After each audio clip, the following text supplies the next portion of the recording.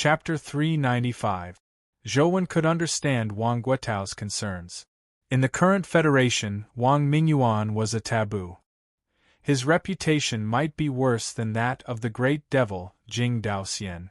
With the mark of Wang Mingyuan's student on him, any wealthy family in the Federation probably wouldn't dare to get too close to him, lest others think that they were related to Wang Mingyuan. Wang Guotao only mentioned that one sentence and didn't say anything else.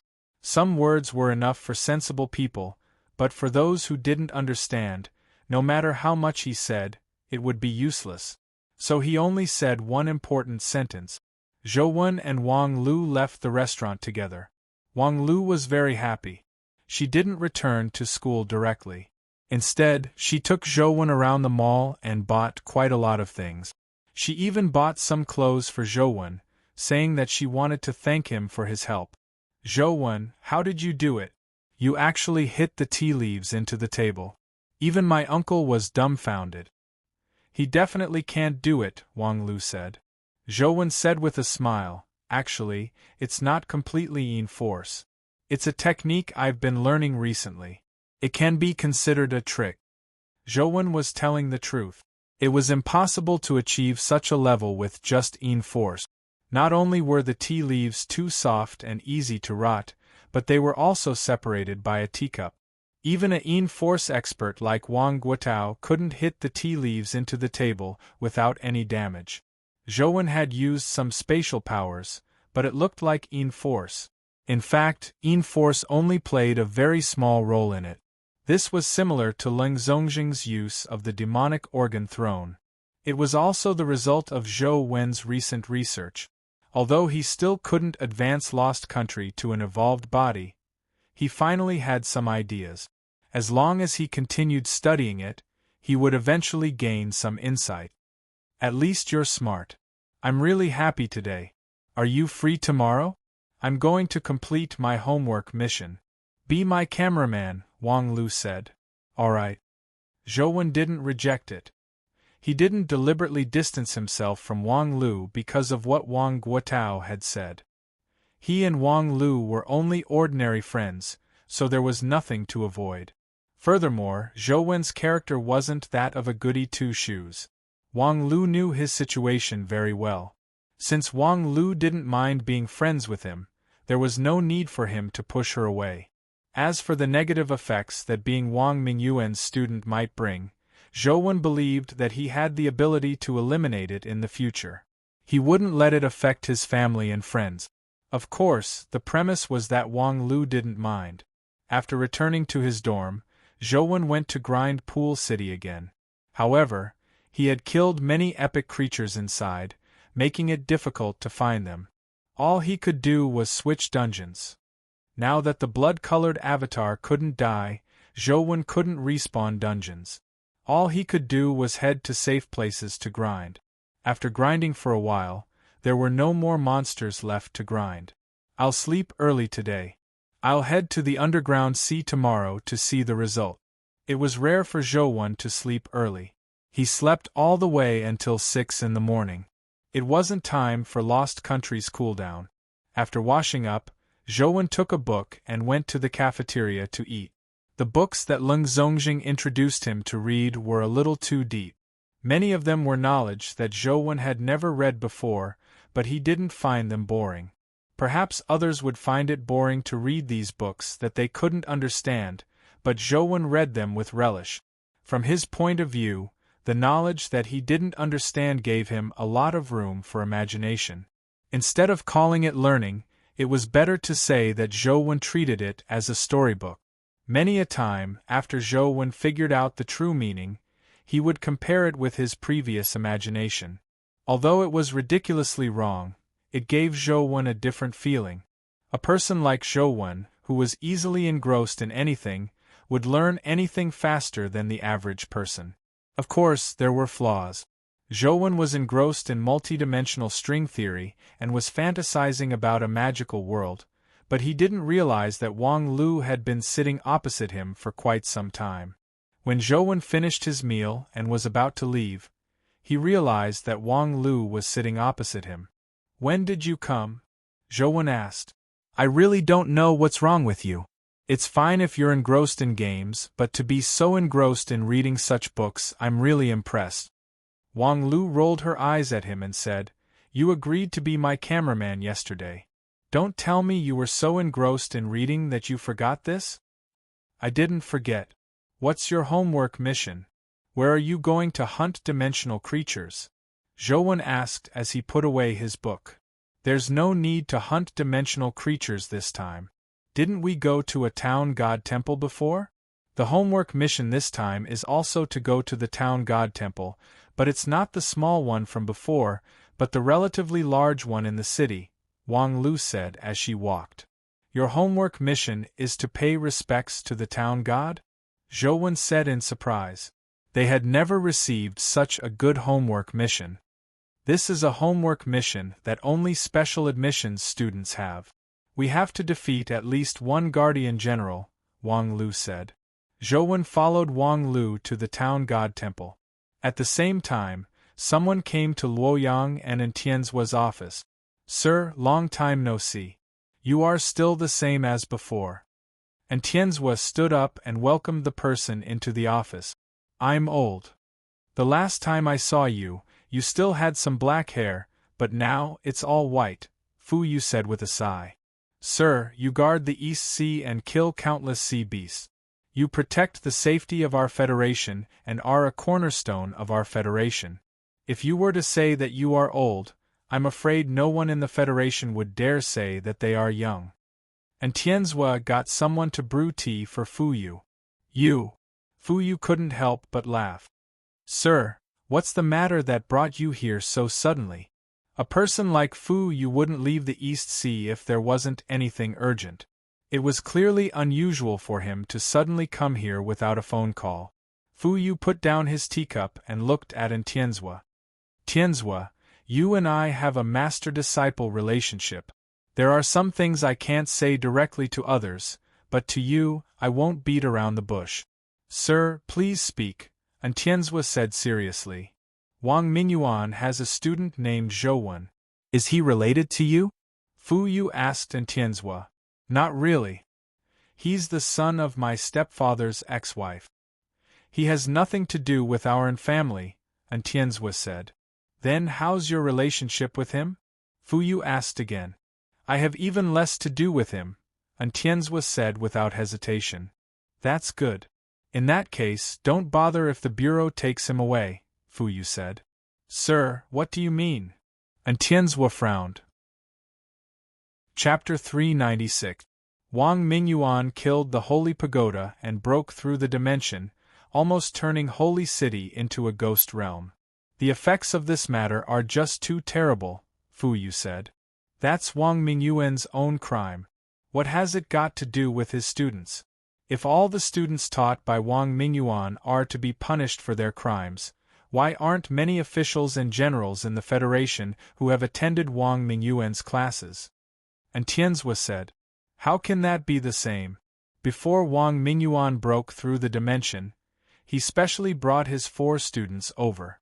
Clearly, he treats them differently. Furthermore, Fu Yu hesitated. Sir, if you have something to say, feel free to speak your mind, Tianzuo said. Fu Yu sighed and said, if Wang Mingyuan's matter were to pass, the Federation wouldn't keep tabs on his students. Even on account of you, Overseerin, they would at most strengthen their surveillance. However, the situation now is a little different. Some things can't be hidden. The dimensional passageway Wang Mingyuan opened looks like it's closed, but in fact, it hasn't completely closed. Or rather, it has already become extremely weak. As long as one has a certain level of strength, they can break through the dimensional passageway from the weak spot. A mythical dimensional creature entered the Federation from there? Tianzuo asked with a frown. If only that were the case. The current Federation has great restrictions on dimensional creatures. Even if they come, the harm they cause won't be too great. The Federation's upper echelons still have a way to deal with them. After a pause, Fu Yu said, however, I don't know what method Wang Mingyuan used. After him, many famous figures in the Federation, and even high-ranking officials, rushed into the dimension from there like Wang Mingyuan. Perhaps they just want to explore the dimension for information, Tianzhua said. Do they need to become monsters like Wang Mingyuan to explore for information? Fu Yu sighed. How is that possible? Wang Mingyuan was able to transform into a dimensional creature with the power of the Holy Tower and the 6 Holy Temples. Now that the Holy Tower has been destroyed, the power of the 6 Holy Temples won't surge out again. How did they transform into dimensional creatures? And Tianzhua was finally surprised. That's the problem. It's impossible for them to transform into dimensional creatures unless someone is secretly behind it. Wang Mingyuan? Is there anyone else besides him who can do this? Fu Yu continued. The Federation has been investigating. What we know now is that those people have been in contact with the dimensional Wang Mingyuan. They must have been able to dimensional enter the dimension with Wang Mingyuan's help. As for what method he used or how Wang Mingyuan returned from the dimension, it's still impossible to confirm. So the Senate wants to find answers from students like Zhou. And Tianzhua understood what Fu Yu was getting at. Before Wang Mingyuan dimensionalized, he didn't even meet his blood relatives and family, but he insisted on meeting the 4 of them. Clearly, they have an extraordinary meaning to Wang Mingyuan. Perhaps they really do know something. The counselors just want to find the answer and prevent the situation from worsening, Fu Yu said. They even invited you over. In other words, this matter has already been confirmed, right? And Tianzhua asked calmly.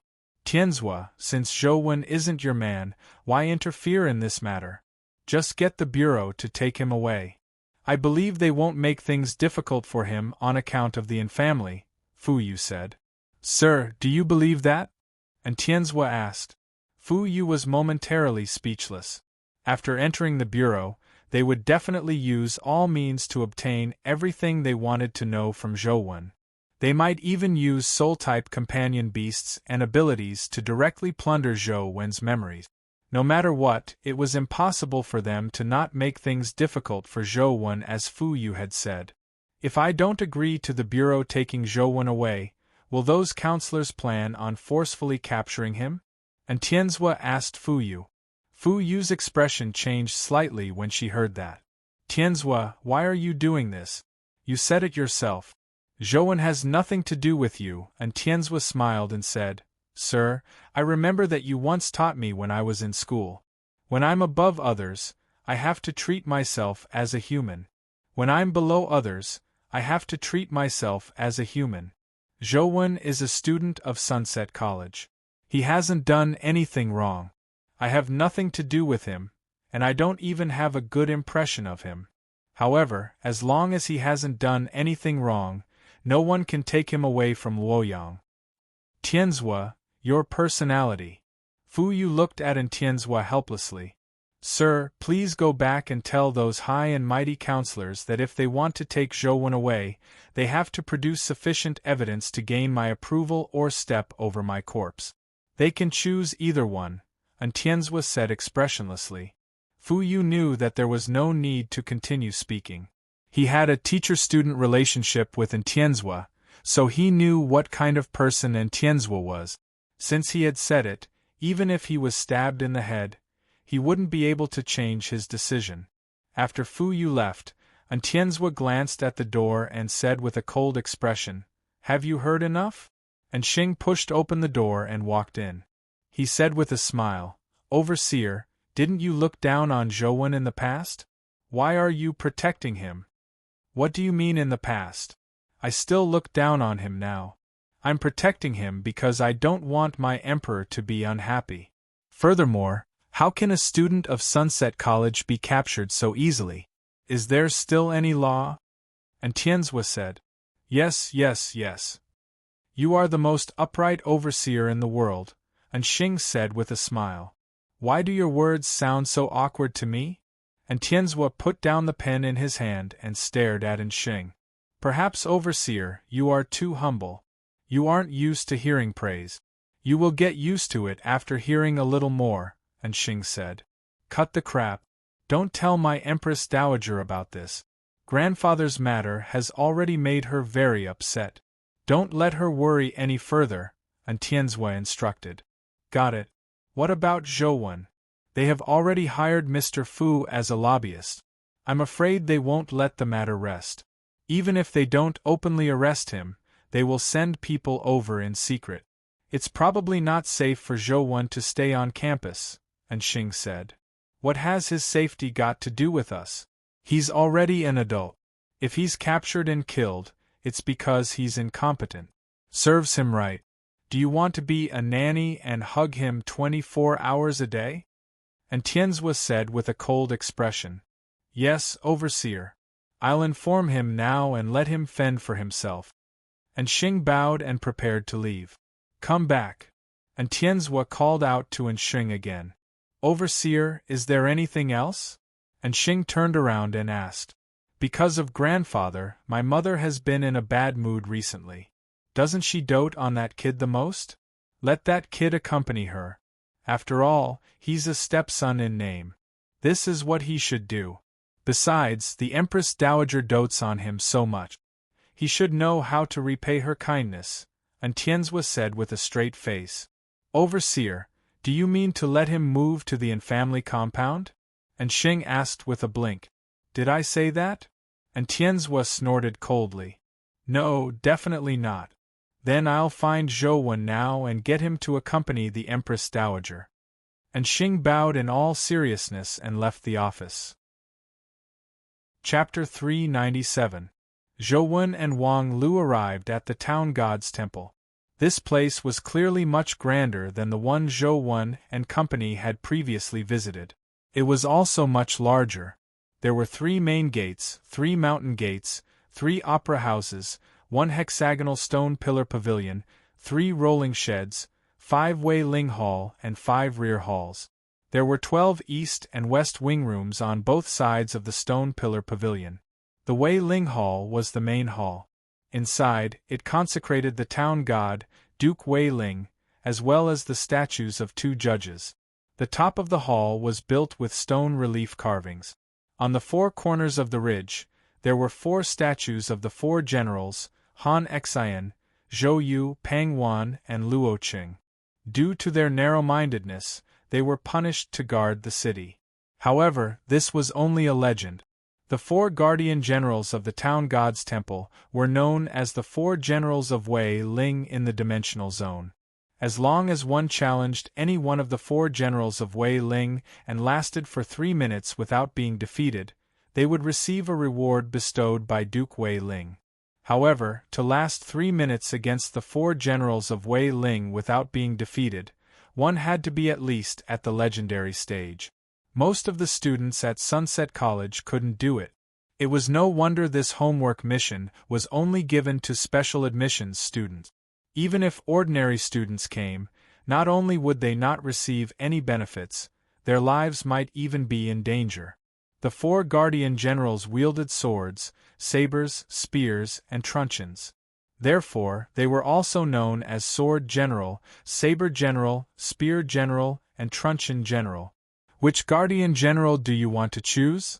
Zhou asked Wang Lu. I'll choose Pang Wan, who corresponds to the legendary Truncheon General, Wang Lu said after some thought. Why him first? Zhou was somewhat surprised. This was because Pang Wan's reputation was probably the worst among the 4 guardian generals. Few people would choose him. Most people would choose the legendary Sword General that might represent Han Xian or the Spear General that represented Luo Qing. Zhou Yu, Saber General, and Pang Wan's Truncheon General were relatively fewer people.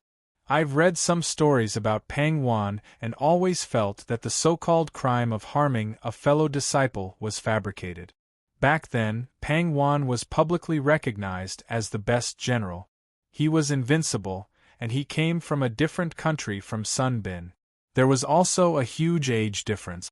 No matter how I think about it, I find the story a little too bizarre. For example, Zhou Yu's reputation of being jealous of the virtuous was fabricated. The Battle of Red Cliffs was all thanks to Zhou Yu and the other Wu Kingdom generals. The so-called borrowing of the east wind and straw boat to borrow arrows was just a beautification.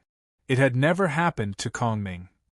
Lu's subordinates didn't contribute at all in that battle. They only came to take advantage after Chao's defeat, Wen said. Zhou Wen nodded. He didn't know much about the history before the dimensional storms, but he felt that what Wang Lu said made sense. Zhou Wen used his phone to film Wang Lu. Wang Lu entered the Wei Spirit Hall and bowed at it. Then, she pulled out a token with the word swastika engraved on it from the offering table. After the token was pulled out, the sound of a meteorite hitting the ground came from the yard. A general in armor appeared in the yard with 2 truncheons in his hands. The general had a muscular build. The truncheons in his hands were heavy like a mighty miracle god. His eyes stared at Wang Lu like lightning. After Wang Lu left the Hall of Might Spirit's door, the general smashed down with the truncheons.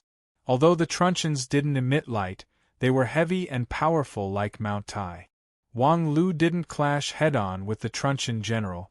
Instead, she used her movement technique to circle around him. Her movement technique was agile and elegant. Under the storm-like attacks of the truncheons, she still appeared to be at ease. It left Zhou Wen slightly surprised. Zhou Wen had always felt that Wang Lu was just lucky, but he never expected her movement technique to be so exquisite. Apart from the difference in level and speed, it wasn't inferior to Zhou Wen's movement technique at all. In 3 minutes, the truncheon general failed to injure Wang Lu at all. The truncheons didn't even touch her clothes. Once the time was up, the truncheon general dissipated into white mist with a bang. As for the token that Wang Lu had pulled out from the offering table, it underwent a strange change. It turned into a dimensional crystal with a projection of the truncheon general inside. It was a primordial energy skill crystal. Do you want to give it a try? Wang Lu put away the primordial energy skill crystal and asked with a blink. Can I? I don't have any homework missions, Zhou Wen asked. Since the pass can bring you in, it's naturally possible, Wang Lu said. Zhou Wen nodded. Since he was already here, he might as well take the benefit. Zhou Wen came to the Hall of Might Spirit. This time, he didn't dare kowtow. If he blew up Duke Wei Ling's kowtow, where would he get the benefits? He glanced at the tokens representing the 4 generals on the rack. Wang Lu had originally taken one, but now there were 4. Zhou Wen's understanding of historical figures was limited. He had only heard of their names. Furthermore, it was hard to say if the 4 generals really represented the 4 generals. Therefore, after some thought, he chose Sword General. With the Overlord sword in hand, he could use it if he wanted to use a sword-type primordial energy skill. A loud bang was heard from the courtyard, and a general with an ancient sword on his belt appeared in the courtyard. The moment Zhou Wen left the yard, the general slashed at him with his sword. However, the speed of the sword wasn't fast, nor did it have the might of the truncheon general. Zhou Wen had no intention of dodging. He summoned the Overlord sword and slashed at the sword general's ancient sword. He wanted to see how strong the city-defending general was.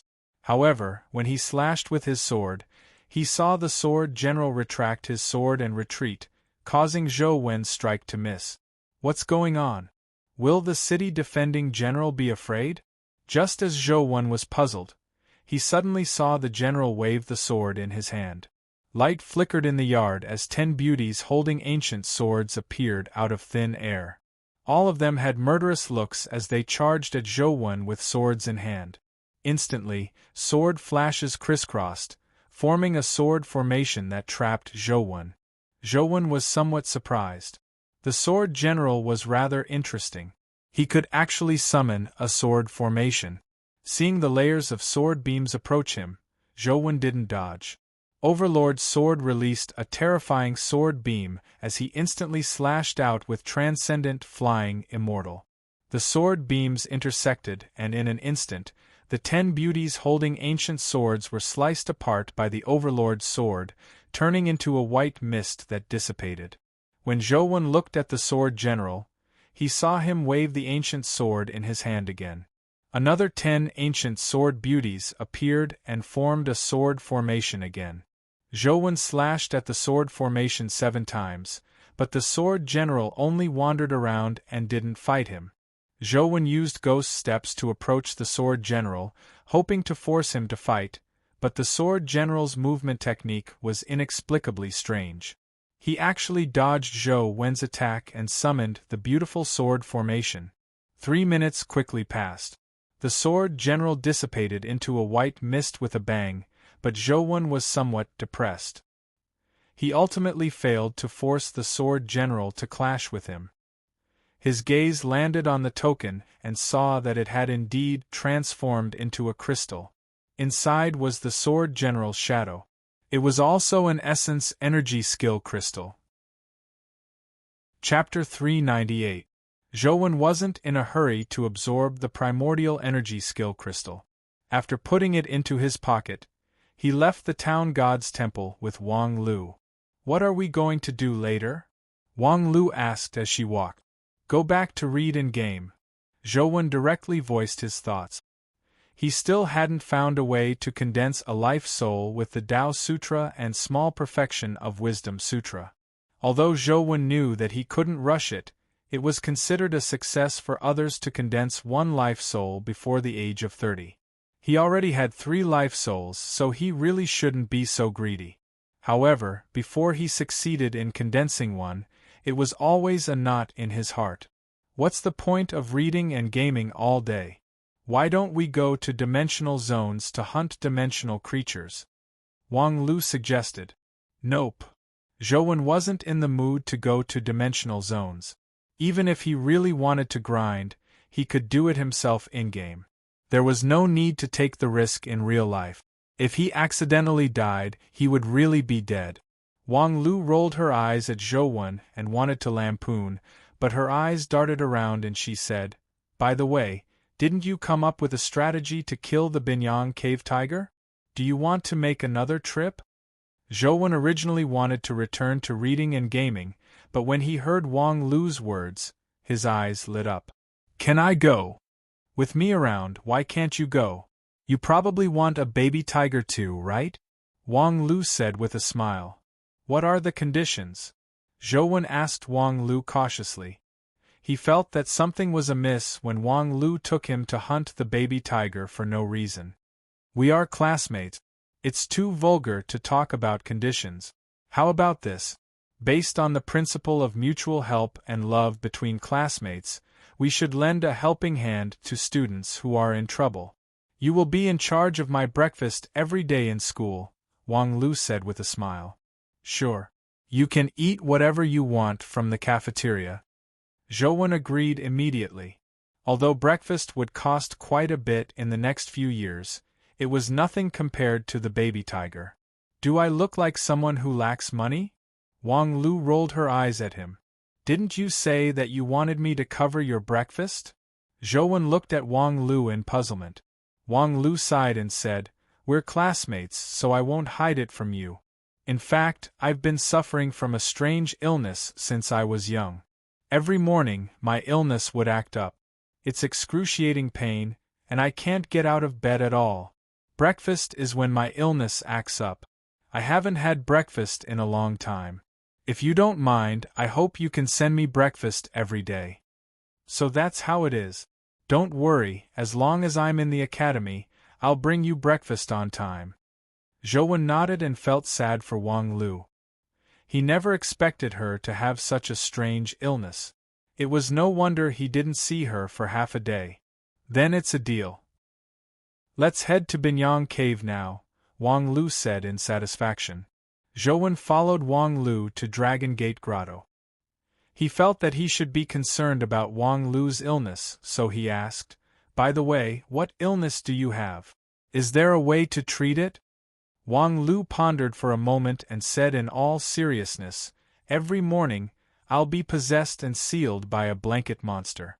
I can't get up no matter what. The moment I have the thought of getting up, I'll feel excruciating pain. Blanket monster. Seal." Zhou Wen looked at Wang Lu in a daze. "Don't worry about me. I can still hold on. I won't admit defeat. I'm determined to fight the seal to the end. As long as you send me breakfast on time every day, I can replenish my stamina and have enough strength to fight the seal. Wang Lu wore a determined expression as she clenched her fists as though she was cheering herself on. Zhou looked at Wang Lu, at a loss for words. Before the two of them entered the school's entrance, they saw Anxing standing beside the car. Zhou, are you free? I have something important to discuss with you, Anxing said as he walked over. You guys chat first. I'll head back first. As Wang Lu spoke, she winked at Zhou. Don't forget our deal. You have to work on time tomorrow. All right. Zhou nodded. Girlfriend? Anxing asked as he watched Wang Lu leave. No, ordinary friends. Zhou shook his head. Anxing smiled and said, Wang Lu is destined to become the leader of the Wang family. It won't be easy to marry her. Unless she marries into the Wang family, the entire Wang family won't agree to it. Didn't I say that we're just ordinary friends? Zhou said speechlessly. Anxing's expression turned serious as he looked at Zhou and said, Zhou, there's been a new development in Wang Mingyuan's matter. You and the other 3 students are in a very bad situation. The League might send someone to take you back. What do you mean? Zhou looked at Anxing in confusion. Anxing recounted what had happened in the League recently, leaving Zhou stunned. Were those humans who dimensionalized and entered the dimension the work of Teacher?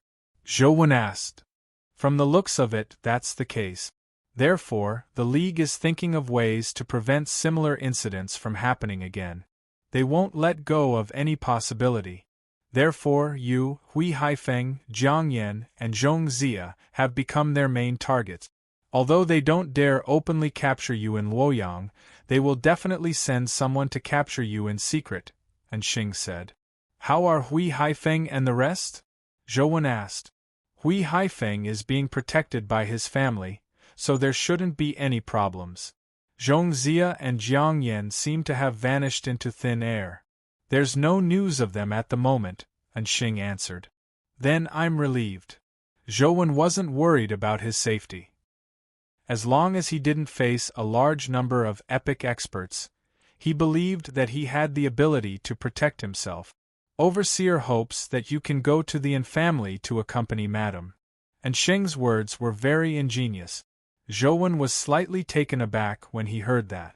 However, after some thought, he said, I'll stay on campus. After all, I'm not a member of the infamily. It's impossible for me to hide in the infamily forever. Now isn't the time to be impulsive. The people sent by the League will definitely be top epic experts. Furthermore, they won't appear in front of you.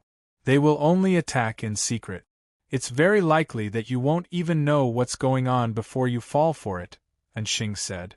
Ah Xing, just as you said, dimensional zones can lose their effects at any time. When the time comes, all sorts of terrifying dimensional creatures will run amok. Can I still hide in the infamily forever? Zhou said. Anxing looked at Zhou in silence. Zhou continued, I can't rely on others to protect me my entire life. As you know, I've already condensed a life soul. I want to try using my own strength to protect myself. Anxing fell silent for a long time before saying, I respect your decision, but you have to remember that even if you have something against Overseer and Miss Jing, don't treat Madam as an outsider. That will be very sad. Chapter 399. Senators, I've already said that Tianzhua is arrogant because of his talent. He relies on the infamily's foundation in Luoyang and Ling Zongjing's support. He has never thought much of the Senate. It's impossible to get him to hand Zhou over, the Bureau's Director General, Shen Yuqi, said to the senators as he stood in the meeting hall. Since Tianzhua is so stubborn and ignores the safety of the Federation, we can only use our own methods to defend the Federation's peace. Director General Shen, I'll leave this matter to you. We want to see Wang Mingyuan's 4 students as soon as possible. The person who spoke on behalf of the senators was Senator Xia. Yes. Shen Yuqi bowed slightly before leaving the meeting hall. In fact, before sending Fu Yu to Luoyang, they had already reached a tacit understanding. If Fu Yu couldn't persuade Tianzhua, the Senate would tacitly allow the Bureau to take action. Yuqi had even prepared the candidates to go to Luoyang. He was just waiting for the final order. Furthermore, he had already expected Tianzhua to refuse to hand Zhou over. Yuqi arrived at the Bureau's secret prison. This place was known as Heaven by the Bureau. It wasn't because it was beautiful, but because none of the prisoners who entered it could leave. It was just like how no one could return to the mortal world after entering heaven. After passing through one cell door after another, Yuqi arrived in front of a cell. He entered his left hand's fingerprint and verified his iris. The metal door of the cell finally opened. The heavy metal door was like the door of a vault. In this strange cell, there were no prisoners. There was only a metal box that resembled a mummy's coffin. Jacker, according to our agreement, help me bring that person back and I'll give you freedom, Yuqi said as he looked at the metal box.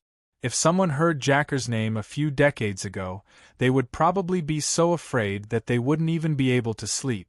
In the early days of the Federation's establishment, Jacker's name had once shaken the entire Federation. He had killed countless people and was sinister and vicious. He didn't treat others as humans. His reputation as a devil was in no way inferior to Jing Daoxian's. The difference was that Jing Daoxian was an extremely arrogant person, but Jacker was different. He preferred to hide in the dark and play a game of cat and mouse. He toyed with the other party in the palm of his hand, not letting them know how they died.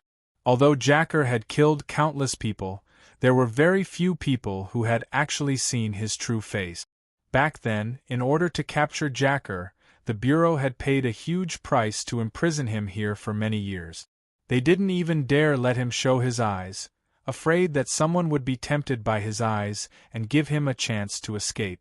Dang, dang, dang. The sound of knocking came from inside the metal box.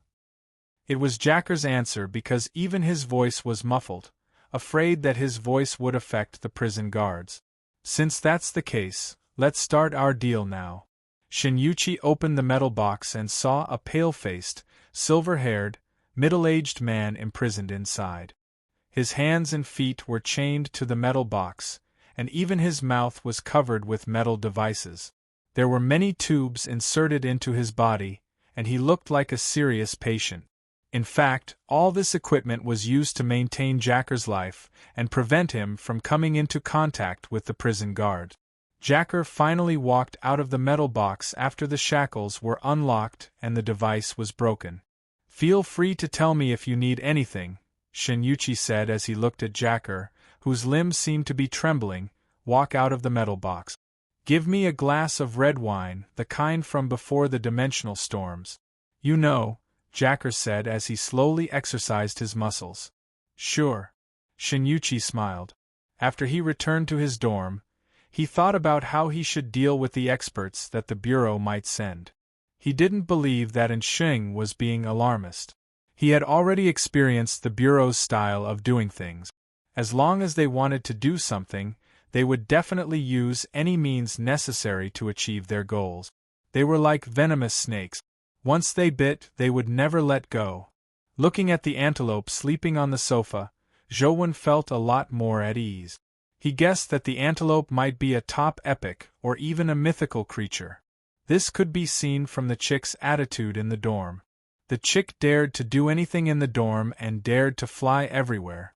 It didn't even dare to fly onto Zhou head and treat his hair as a bird's nest. However, he had never seen the chick hop onto the antelope's body. Clearly, it was somewhat afraid of it. With such a powerful helper around, Zhou decided to spend most of his time in the dorm. He wouldn't go out unless he had to. If the people from the Bureau came and angered the antelope, he might just be sent away. Of course, Zhou didn't plan on really relying on the antelope. He summoned Truth Listener and transformed it into an earring 24 hours a day, constantly paying attention to his surroundings. In order to prevent others from finding him and causing unnecessary trouble, Zhou even used his phone to post a status update. In seclusion. I won't be leaving for a month. Do not disturb me. Li Xian and a few other classmates who were on good terms with him quickly sent messages. Zhou Wen only said that he was entering seclusion and told them not to look for him for the time being. If you're going into seclusion, what about my breakfast? Wang Lu sent a message. I'll buy it. Are you free to go to Binyang Cave tomorrow? Zhou Wen replied. Zhou Wen believed that the people from the bureau wouldn't arrive so quickly. It wasn't a bad idea to follow Wang Lu to Binyang Cave to grind the baby tiger. Perhaps he could get it? With the baby tiger, the drop rate would increase significantly when he grinded dungeons.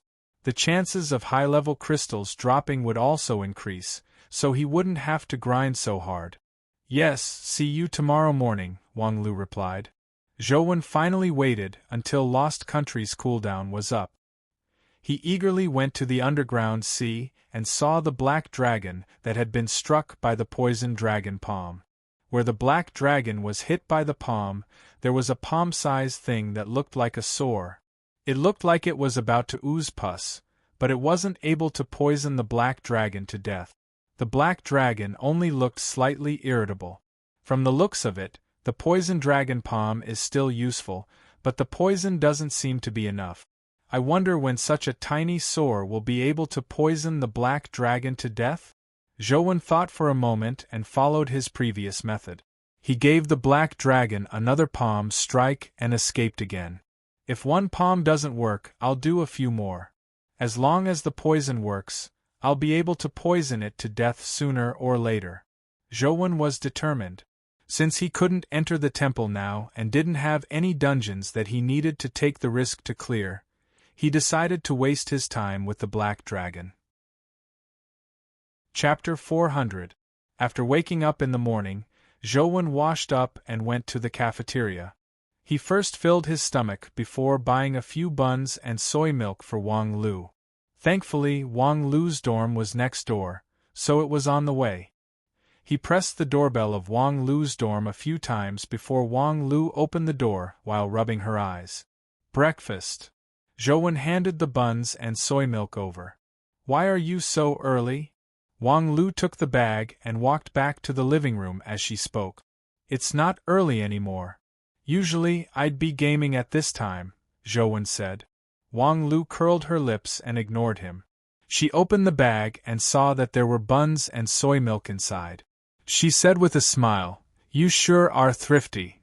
I don't know what you like to eat, so I bought the most ordinary ones. If you want to eat anything, tell me in advance next time," Zhou Wen said. That'll do. Wait a moment. I'll go wash up first. After Wang Lu washed up and had breakfast, it took more than an hour for her to finish washing up. Zhou Wen and Wang Lu went to Binyang Cave together. When the soldiers guarding the cave saw Wang Lu, their eyes narrowed as they stared at her as though they were guarding against a thief. I want to spin it 3 times, Wang Lu said to Zhou Wen. He naturally couldn't let Wang Lu pay for it. After Zhou Wen paid, he got Wang Lu to spin the wheel. The soldiers held their guns and their eyes were like searchlights as they stared intently at Wang Lu. However, they still watched helplessly as Wang Lu spun the wheel and obtained the right to enter Binyang Cave. She got it 3 times in a row. The officer in charge stared blankly. After Zhou Wen and company left, he checked the wheel again, but there were no problems. They spun it dozens of times, but none of them reached the red line. What the hell? The officer felt that this matter was a little odd. After the last time, they had installed a higher-level essence energy sensor. If Wang Lu had used any abilities, the essence energy sensor should have sounded an alarm, but the sensor didn't react at all. The two of them arrived at Binyang Cave. Wang Lu's luck wasn't fake. Her luck was good to begin with, and with the augmentation of the baby tiger and the lucky 4-leaf clover, it was even more impressive. Not long after they entered the cave, they saw a tiger deliver itself to them and pounce at them with bared fangs. Are you going to end it yourself? Zhou Wen asked Wang Lu. He didn't know if Wang Lu needed to personally kill the tiger to have a chance of a companion egg dropping. Extend your hand, Wang Lu said to Zhouwen. What? Zhouwen extended his right hand in front of Wang Lu. Wang Lu extended her finger and drew a circle on Zhouwen's palm. Then, she held his right hand and pushed his finger to his palm, causing his right hand to clench into a fist. She then piously said, May the goddess of luck be with you. Alright, you can go now. Zhouwen was skeptical. Wang Lu's luck was good, but luck shouldn't be contagious, right? Zhouwen had killed countless tigers in-game, but all he had obtained were primordial energy crystals. He had never seen a companion egg. Zhouwen found it unbelievable that Wang Lu would say that it was useful just by drawing a circle. Although he didn't believe it, the tiger had already pounced in front of him. Zhouwen didn't hesitate any longer. He pulled out the bamboo blade with his right hand and slashed at the tiger with Fangwheel Sword Flash. The tiger performed exceptionally today. With a twist of its waist, it dodged the Fangwheel Sword Flash. Unfortunately, it didn't expect the Fangwheel Sword Flash to fly back due to the returning wind primordial energy skill, splitting it into two in midair. Killing an epic dimensional creature with one strike. Although it's the weakest type, your strength is already very impressive. What a pity, Wang Lu said. What's a pity? Zhouwen asked as he walked towards the tiger's corpse. Unfortunately, you are Wang Mingyuan's student. I'm afraid no one will dare to use you other than Luoyang, Wang Lu said bluntly without deliberately avoiding the topic. It's fine if there's no need. Zhouwen didn't mind. The dimensional zones were already very unstable. No one knew how long the Federation could last. He had never thought of becoming a high-ranking official in the Federation. Freedom is great. If only I could do whatever I want like you, Wang Lu muttered to herself. Unfortunately, Zhouwen didn't hear Wang Lu's words because his gaze was completely attracted by a companion egg in the tiger's corpse.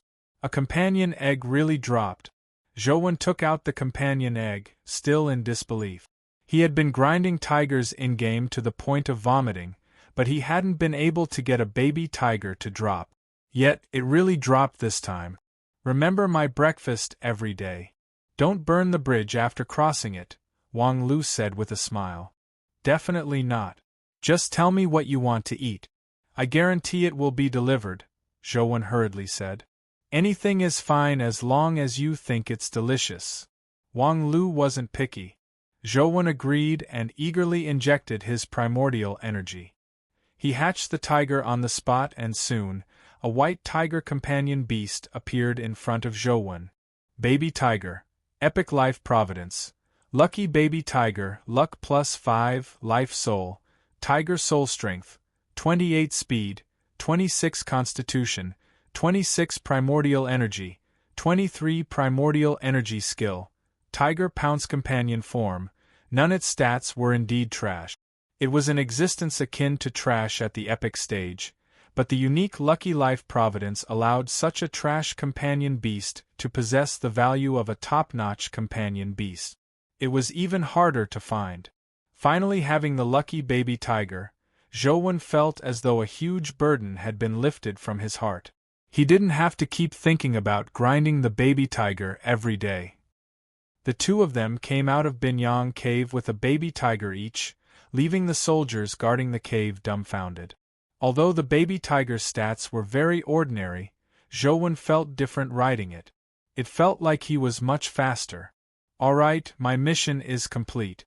I'll go back and continue sleeping. Lack of sleep is a taboo for girls. Wang Lu went back to sleep. After Zhouwen returned to his dorm, he couldn't wait to take the baby tiger to the bat cave to see the effects of a companion beast that really added luck. In the end, the baby tiger didn't disappoint Zhouwen. The dimensional crystals dropped were 50% more than usual. Furthermore, the quality was much higher. Most of the dimensional crystals' stats exceeded 30 points, and a 21 valued poison crystal dropped. In the past, the highest valued poison crystal that Zhouwen had dropped here was only slightly more than 10 points. His 20 valued poison crystal had dropped from the jade toad. What a good item! Zhouwen was delighted. Chapter 401. A few companion eggs also dropped. Zhou fed them to his companion beast. After eating 2 poison bat companion eggs, Tyrant Behemoth finally began to evolve. The tiny behemoth, which was originally only half the height of a person, had its fur grow crazily. Its muscles swelled up like a balloon. Soon, it became a 3 to 4 meter tall behemoth. Its muscles were like steel, filled with explosive power. Tyrant Behemoth. Legendary, evolvable, life providence, immense strength, 21 speed, 21 constitution, 21 essence energy, 21 talent skill, mountain devouring companion form. Boxing glove Zhou had been feeding it for so long and had fed it many epic companion eggs. Tyrant Behemoth had just advanced to the legendary stage, so he didn't know when it would advance to the epic stage. However, Tyrant Behemoth did look mighty. It was 3 to 4 meters tall at the legendary stage. If it could advance to the mythical stage, it might really be able to devour mountains. It would be unimaginably massive. Little Behemoth, quickly grow up. I'm not begging you to advance to the mythical stage. Quickly advance to the epic stage and be a happy fighter. Zhou actually didn't dare hope for Tyrant Behemoth to advance to the mythical stage. The 6 hero families had so many resources. It was very difficult to nurture mythical companion beasts, much less him. If it wasn't for the fact that he had a game dungeon that allowed him to grind for resources, Zhou probably wouldn't have been able to afford to rear a mythical pet. Jing Tianluan had been in a bad mood recently. He originally imagined that after hitting on Sully, he could get close to the girls from the Weiyang Club and pick up other beauties. With his family background and his position as vice president of the student council, it shouldn't be difficult. However, to his surprise, the female students from the Weiyang Club didn't participate in activities with the student council. Instead, they often hung out with the people from the Xianwen Club. Although Jing Tianluan's family had some background, it was naturally inferior to Li Xian's. He didn't dare do anything to the Xianwen Club. He originally wanted to ask Wei Gu to help him deal with the Xianwen Club, but Wei Gu repeatedly refused and didn't take action. This made Jing Tianluan even more depressed. After leaving the academy, Jing Tianluan walked in the direction of his home. When he walked into a small alley, he saw a pale-faced, sickly middle-aged man walking over from the opposite side. The middle-aged man's appearance reminded Jing Tianluan of Zhou. Zhou's face was a little pale, as though he hadn't been out in the sun for years. It was very similar to the middle-aged man, making Jing Tianluan feel even worse. When Jing Tianluan saw that the middle-aged man was also staring at him, he couldn't help but feel very unhappy. He glared back fiercely. Originally, he wanted to ask what he was looking at, but when his gaze met the middle-aged man's, he immediately fell into a trance and stood there in a daze. He felt as if there was a fog in the middle-aged man's eyes that attracted him. He couldn't help but stare at those eyes, unable to think about anything else. Jacker kept his eyes on Jing Tianluan as he slowly walked up to him. Then, he stretched out a hand and carefully plucked a strand of hair from Jing Tianluan's head. Jing Tianluan was immediately jolted awake by the pain. Although he did not know why he was suddenly dazed just now, when he looked at the middle-aged man in front of him, he felt a sense of fear from the bottom of his heart. He could not help but retreat as he asked, "What are you trying to do?" Jacker ignored Jing Tianluan and pinched the strand of hair with his fingers. Then, he took out a palm-sized doll that looked like a clown. Jacker inserted Jing Tianluan's hair into the clown doll's head. The soft hair became like a steel needle in his hand as it quickly sank into the clown doll's body. At that moment, Jacker looked up at Jing Tianluan and revealed a strange smile that made one shudder. He pursed his slightly purple lips and said, "I have something I need your help with. There's a student named Zhou in your school. Help me get a strand of his hair or fingernail." "Are you crazy? Why should I help you do that?" For some reason, Jing Tianluan felt extremely terrified. As he spoke, he retreated. If not for his legs going limp, he would have already turned to flee. Jacker didn't say anything to Zheng Tianluan. He glanced at the stray dog that was rummaging through the trash can by the side of the road. He reached out and plucked a strand of dog fur from the stray dog, sucking it between his fingers. The stray dog barked at Jacker in pain, but Jacker only glanced at it. The stray dog immediately turned around and fled with its tail between its legs.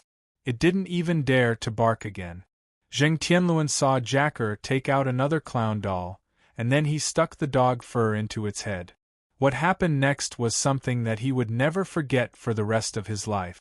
Jacker's eyes were frighteningly bright as he stared intently at the clown doll in his hand. There was a terrifying smile on his face, as though he was a clown smiling. His pale face resembled the white face of a clown after putting on makeup. In the next second, Jacker exerted strength with his fingers and tore off one of the clown doll's arms. At the same time, the stray dog let out a tragic cry. Blood spewed out as one of its front legs seemed to be torn off by an invisible hand. Jacker tore at the doll in his hand even more crazily. Soon, the doll's remaining arm and 2 legs were torn off. Similarly, the stray dog had lost its limbs as blood splattered everywhere. Under Zheng Tianluan's horrified gaze, Jacker tore off the clown doll's head. Zheng Tianluan watched as the stray dog was dismembered in front of him. He had a mental breakdown as he screamed and turned to run. "Your hair is here too." Jacker's casual words made Zheng Tianluan, who was terrified to the extreme, stop in his tracks. He stood there motionless, as though he had been petrified. "I'll give you 2 days. I want to see Zhou Wen's hair or fingernails. Otherwise, you will end up like that stray dog," Jacker said as he reached out to touch the clown doll's head. Zheng Tianluan immediately felt his scalp tingle, as though an invisible hand was stroking his head. It made his body tremble as he slumped to the ground. His pants were drenched. Jacker frowned as though he didn't want to look at Zheng Tianluan again.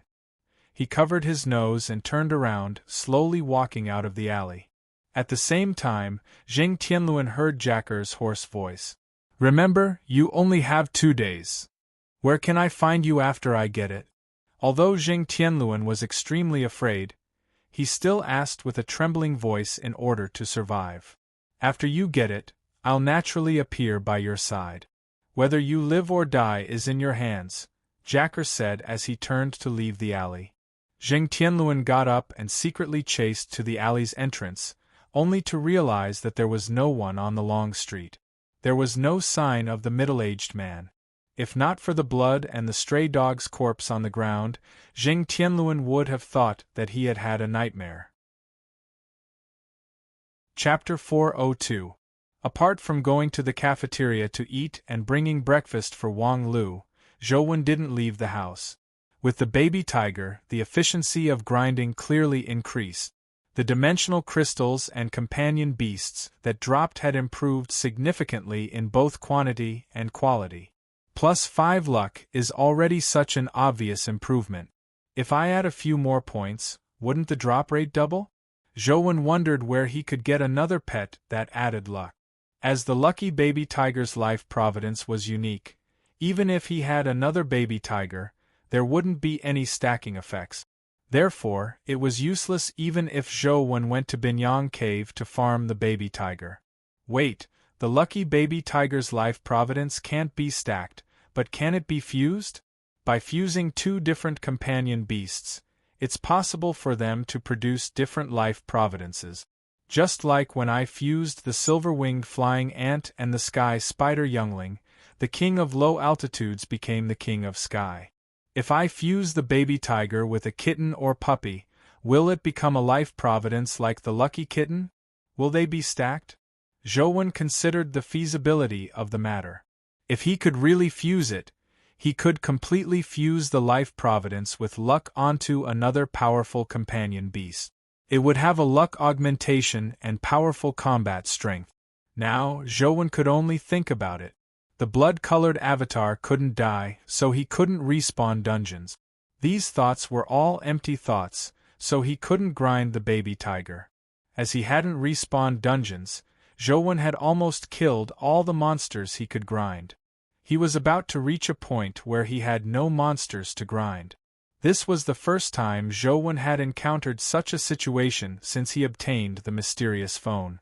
Although there were some dungeons he hadn't been to before, such as the mountaintop of Mount Laojun, Zhou didn't dare head there now, afraid that the blood-colored avatar would die inside. Thankfully, Zhou had many books he needed to read recently. He didn't have nothing to do and couldn't extricate himself from the sea of knowledge every day. Jing Tianluan felt like crying. He originally thought that it wouldn't be difficult to obtain a strand of Zhou Wen's hair by using his connections as classmate. He first found a member of the Xianwen Club who was closer to Zhou Wen, saying that the student council wanted to organize a joint event with them. He hoped that Li Xian and Zhou Wen could participate. He was responsible for all the expenses of the event. For this, he even spent a huge sum of money to obtain passes to Special Dimensional Zone. However, to his surprise, Li Xian told him that Zhou Wen had entered seclusion and refused to participate in any activities. In the end, the joint activities were held and the money was spent, but he didn't see Zhou Wen. What should we do? What should we do? Jing Tianluan was extremely anxious. The time the strange person had given him was less than a day. He had to obtain Zhou Wen's hair as soon as possible. He didn't dare imagine the consequences of failure, nor did he dare imagine the tragic state of the stray dog. Jing Tianluan thought of many methods, but none of them worked. In the end, he had no choice but to find Zhou Wen himself. No matter what, he had to obtain a strand of Zhou Wen's hair. Zhou Wen was reading near the balcony on the second floor. The sunlight shone down on him, warming his body and making him feel extremely comfortable. As the truth listener earring had been attached to his ear in its companion form, Zhou Wen had already heard Jing Tianluan walk over before he reached the yard's entrance. What is he doing here? Zhou Wen was puzzled. Jing Tianluan was clearly walking towards his building, and was about to reach the yard's entrance. I have to get his hair. I have to get it. Zhou Wen listened carefully and heard Jing Tianluan muttering to himself. He almost didn't make a sound. Ordinary people might not be able to hear him even if they stood beside him. However, truth listener's enhanced hearing was just too powerful, allowing Zhou Wen to hear it clearly. Whose hair does he want? Mine? What does he want my hair for? Zhou Wen immediately had an ominous thought. There were many magical dimensional powers in the League. Legend had it that some people in the West District could use things like human hair and nails to use cursed primordial energy skills. They could curse a person to death across mountains and rivers. There were many similar abilities in the East District, and some were even more exaggerated. There was no need for any contact. All one needed was to know the time of birth to take the life of a person from thousands of kilometers away. Zhou Wen wasn't involved in such primordial energy skills at the moment, nor did he know much about them. If he were to fight them head-on, be it an epic human or a companion beast, Zhou Wen would be able to put up a fight. However, he was afraid that he might fall for such an ability without even meeting them. Against such an ability, even if he had the power to destroy the world, he wouldn't be able to find a target. It would be completely useless. Just like exploring dimensional zones, many powerful human epic experts died without even seeing dimensional creatures. It wasn't that they weren't strong enough, but that their resistance to unknown powers was too weak. Despite having strength, they were ultimately boorish men. Of course, there were also boorish men who stood out. It was said that the hero of the Xia family had cultivated the invincible connate divine art in the past and reached the point where he was impervious to all dharma. No evil power could kill him. He could be said to be a classic example of a rampage. However, he eventually fell for it and fell into a dimensional zone. He didn't have a good ending. Therefore, Zhou Wen had always believed in the saying that only by knowing yourself and your enemy could you emerge victorious in every battle. He didn't take risks if he could. After all, he only had one life. While Zhou Wen was pondering over it, Jing Tianluan had already pressed the doorbell. From the looks of it, Someone from the bureau has arrived. Zhou roughly guessed what was going on. After some thought, he went down to open the door. He wanted to figure out from Zheng Tianluan who the bureau had sent. Zheng Tianluan, why are you looking for me? Zhou asked Zheng Tianluan. I have something important to discuss with you. Can I come in? Zheng Tianluan said carefully. Come in. Zhou maintained his vigilance and didn't get too close to Zheng Tianluan. He maintained a certain distance. To his surprise, Zheng Tianluan closed the door after entering and plopped to his knees. Zhou, please save me. If you don't save me, I'm dead for sure. What are you doing? Zhou frowned slightly. Zheng Tianluan said, the night before yesterday, I applied for leave to go home. On the way, I encountered a strange middle-aged man.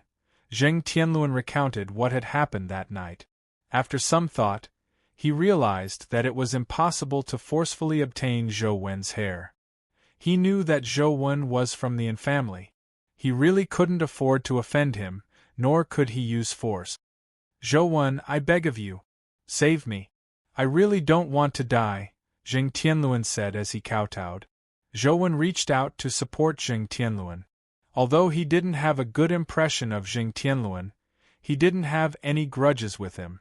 It made him feel a little uncomfortable that Zheng Tianluan had saved him. However, just as his hand touched Zheng Tianluan's hand, Zheng Tianluan's flesh and bones suddenly exploded at the point of contact. His two arms instantly turned into a bloody mist. Chapter 403. The two of them never expected such an unforeseen turn of events. No matter how fast Zhou Wen retreated, his hand was still stained by the blood mist. Zheng Tianluan also fell to the ground and screamed. In a forest in the suburbs, Jack revealed a mocking smile. How could he, Jack, place his hopes on others? He made Zheng Tianluan firmly believe that he needed Zhou Wen's hair. Only then could Zheng Tianluan deceive Zhou Wen. This was because even Zheng Tianluan himself believed that it was real, so it was impossible for others to see through it. Old pal, it's been a long time since I've exercised. Come out and exercise, Jack said as his sanguine aura surged, condensing a blood-colored clown-life soul. The blood-colored clown-life soul came in front of Jack. Jack pulled out Zheng Tianluan's hair from the clown doll and sent it to the clown-life soul. The clown-life soul reached out and grabbed the hair. The hair immediately burned with blood-colored flames and quickly burned to ashes, turning into a sanguine beam that fused into the clown's body. With blood as the medium and soul as the guide, Blood Hex Clown, use your strength to make those ignorant people tremble and wail. Jack looked at the Blood Hex Clown excitedly as he growled. A sanguine glow flickered in the Blood Hex Clown's eyes as a demonic blood-colored flame rose from its body. In his dorm, Zhou Wen looked at the blood on his hand. Just as he was about to shake it off, it was already too late. He felt his ear heat up before a force entered his body from his palm. In a blink of an eye, it filled his entire body. Large amounts of primordial energy surged into his body. The primordial energy was so immense that it was comparable to the lightning he had endured in Dragon Gate Grotto. Zhou Wen immediately realized that Truth Listener's evil nullification life soul had taken effect, resolving the other party's strange power. I was too careless. Zhou Wen reflected on his mistakes, but after some thought, he understood that no matter how much he was prepared, it was inevitable that he would make mistakes. The best solution was to replace defense with offense. Only by wiping out the enemy could he truly rest in peace. But now, he didn't even know where his opponent was. Zhou Wen felt a chill run down his spine as he looked at Zheng Tianluan, who was wailing on the ground with his arms split open. He could ignore it this time because of Zheng Tianluan, but what if it was Li Xian, Wang Lu and company? Could he still be so indifferent? Zhou Wen called the school's emergency number and got the doctor to deal with Zheng Tianluan. Jack stared at the Blood Hex Clown in front of him. Seeing that the sanguine glow in the Blood Hex Clown's eyes was getting stronger, the power of the Blood Hex was likely already controlling Zhou Wen. He ordered, "Bring him here." Zhou felt an endless stream of primordial energy surge into his body. His body could no longer contain it as large amounts of primordial energy leaked out of his body. Suddenly, the truth listener earring on his ear seemed to be pulled by something as it automatically floated up and pointed in a direction. Zhou heart stirred as he walked out. Just as he opened the door, he saw An Jing and Wang Lu standing outside, about to knock. Clearly, Zheng Tianluan's screams had alarmed them, which was why they had come over to see what had happened. "Help me take care of him. Don't let him die. I need to go out for something." Zhou pointed at the screaming Zheng Tianluan before walking out. He didn't sympathize with Zheng Tianluan, but if Zheng Tianluan really died in his dorm, he probably wouldn't be able to explain himself. Without any evidence, the school could only believe that he had killed Zheng Tianluan. Ignoring An Jing and Wang Lu's expressions, Zhou headed straight in the direction the earring pointed. After leaving the school, Zhou headed west in the direction the earring pointed. Soon, he left the city and entered the suburbs. A forest appeared in front of Zhou as the burning sensation from the truth listener earring intensified. It made Zhou know that he was close to his target. Slowing down, Zhou carefully entered the forest. He pushed the truth listener earring's hearing to its limit. Everything within 100 meters appeared in his mind as an image appeared in his mind. Not long after entering the forest, the truth listener earring's ability allowed him to see a man standing in the forest. In front of him floated a blood-colored clown-like life soul. Just as Zheng Tianluan had said, the man was wearing a shirt and suit. He also wore a rather unique hat. His face was a typical West District face. His pupils were blue, and his facial features were deep. His hair was a rare silver color. His skin was already fair to begin with, but it appeared somewhat pale. He looked completely devoid of blood, as though his face had been smeared with white powder. As Zhou sensed Jack also sensed something. He frowned and looked at Zhou. At the same time, a look of surprise flashed in his eyes. "Did the Bureau only send you?" Zhou gripped the bamboo blade tightly and walked towards Jack. At the same time, Truth Listener's power constantly scanned his surroundings to ensure that there were no ambushes. "You actually weren't controlled by the blood curse and were able to find this place. Interesting." Jack stared at Zhou as his eyes shimmered with a strange glint, as though he was looking at an interesting toy. "You won't find it interesting very soon." Zhou had already confirmed that there were no ambushes around him. He instantly unsheathed the bamboo blade and appeared in front of Jack as though he had teleported. With transcendent flying immortal, he slashed at Jack's body at an unparalleled speed. Jack clearly didn't expect Zhou to be so fast. Such strength was completely different from the information Shen Yuqi had given him. The other party wasn't an ordinary legendary student. He's at the epic stage at such a young age? Jack's eyes narrowed slightly. Zhou's saber was just too fast, and he was clearly slightly weaker in terms of combat strength. Perhaps it was because he had been imprisoned for too long that his body hadn't fully recovered, so he couldn't dodge in time. He struck at the bamboo blade with a mist-like black gas, but the black gas was sliced apart by the bamboo blade. One of Jack's palms was sliced off. The bamboo blade's power didn't stop as it instantly slashed into Jack's body. With a ripping sound, Zhou realized that the bamboo blade had only sliced through Jack's coat.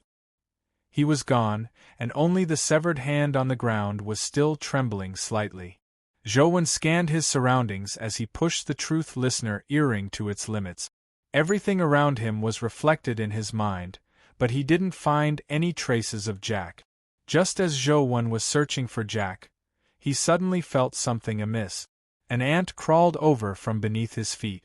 There were many ants in the forest, but this ant was somewhat odd. It actually crawled straight to Zhou's feet. Zhou's heart stirred as he rapidly retreated.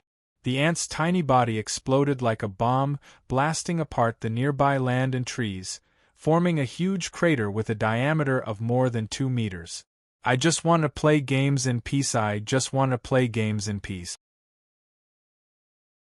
Chapter 404. Zhou retreated and his body touched a leaf. The leaf exploded like a grenade. Thankfully, Zhou was wearing the mutated stone chi armor. At the instant the leaf exploded, Zhou used ghost steps to rush out, minimizing the explosive force. Even so, a portion of the mutated stone chi's armor was blasted black. Zhou was somewhat astonished. This person's ability was too strange. He could actually turn natural objects like ants and leaves into his weapons, catching others off guard. The entire forest was filled with worms, leaves, and vegetation. Zhou didn't know which worm had a problem, nor did he know which leaf would become a bomb or which grass on the ground would become a landmine. Zhou's body stood in midair as he searched for traces of Jacker with Truth Listener's ability and eyes. If he couldn't find him, it was useless no matter how strong he was. However, Zhou couldn't find any traces of Jacker within his range. The entire forest was only filled with the sound of the wind blowing through the leaves and the chirping of insects and birds. Zhou floated in midair and used the Godfiend's flight ability to prevent himself from touching anything. Then, he slowly moved in the air in search of where Jacker could be hiding. If there were insects, birds, or leaves that came near him, he would kill them first. However, there were no more explosions. However, Zhou could sense that Jacker was still here. He hadn't left, and the atmosphere in the forest was completely amiss. Boom! Zhou suddenly heard an explosion, but it didn't come from him. Instead, it came from a nearby tree. A bug exploded in the treetop, blasting the treetop apart. The branches and leaves scattered everywhere, and the hive of wasps that were resting in the tree flew out. Zhou looked at the leaves and wasps that filled the sky as though he was looking at a large group of bombs. He only had one thought: he couldn't let them touch him. With ghost steps and dragon gate flying immortal skill, Zhou's figure flashed rapidly. The leaves and wasps that filled the sky failed to touch him. Boom! Boom! Another few trees were blown up, sending leaves, birds, and insects flying into the sky. Zhou constantly flew, his body twisting as he passed through the leaves like a ghost. He didn't touch the leaves, but the nearby leaves automatically exploded. It was as though the entire forest had become an explosive warehouse. Anything that approached Zhou could explode. Caught off guard, Zhou could only dash out of the forest and arrive in the sky above the forest. He looked down at the forest from above and observed everything in it. Truth Listener's power had already presented all the movements in the forest to his brain. Nothing could escape his ears. Zhou was certain that the person was still in the area, but he had used some unknown method to hide. As long as he searched carefully, he would definitely be able to find him.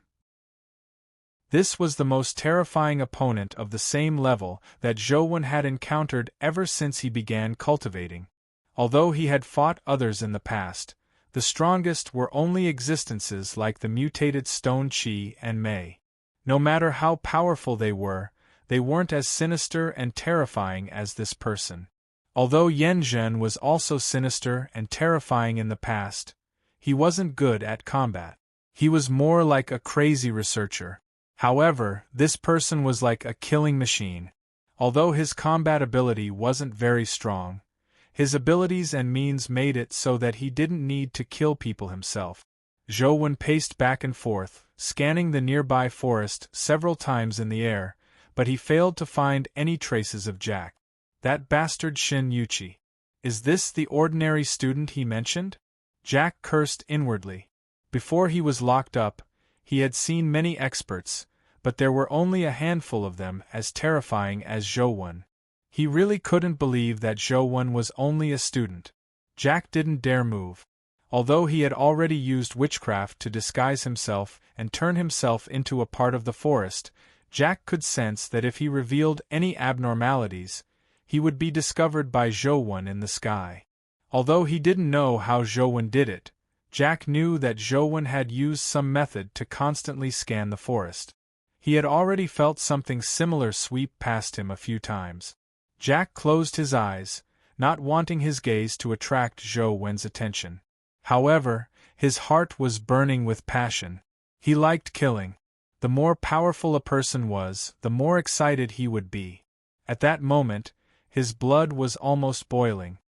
He wished he could immediately kill Zhou Wen to satisfy his inner desires. As for Shin Yuqi's order to bring Zhou Wen back alive, Jack had completely forgotten about it. He was like a venomous snake that was searching for an opportunity. Once his prey showed an opening, he would deliver the most lethal strike. I don't believe you can keep flying in the air. Jack patiently waited for an opportunity. With one in the air and the other in the forest, they were in a stalemate. Zhou Wen couldn't find Jack's hiding spot, so it wasn't convenient for him to attack the forest. That would only give Jack an opportunity. Time ticked by, but Jack realized that Zhou Wen kept floating in the air without any signs of landing. His desire to kill Zhou Wen intensified. Half a day passed just like that as the sky gradually darkened. Here's my chance. Sensing the light in the sky gradually darken, Jack knew that his opportunity had arrived. The night was his turf. Although he couldn't find Jack's location, Zhou Wen still waited patiently. He was waiting for the other party to take action. As long as Jack attacked, it would be impossible for him to perfectly hide.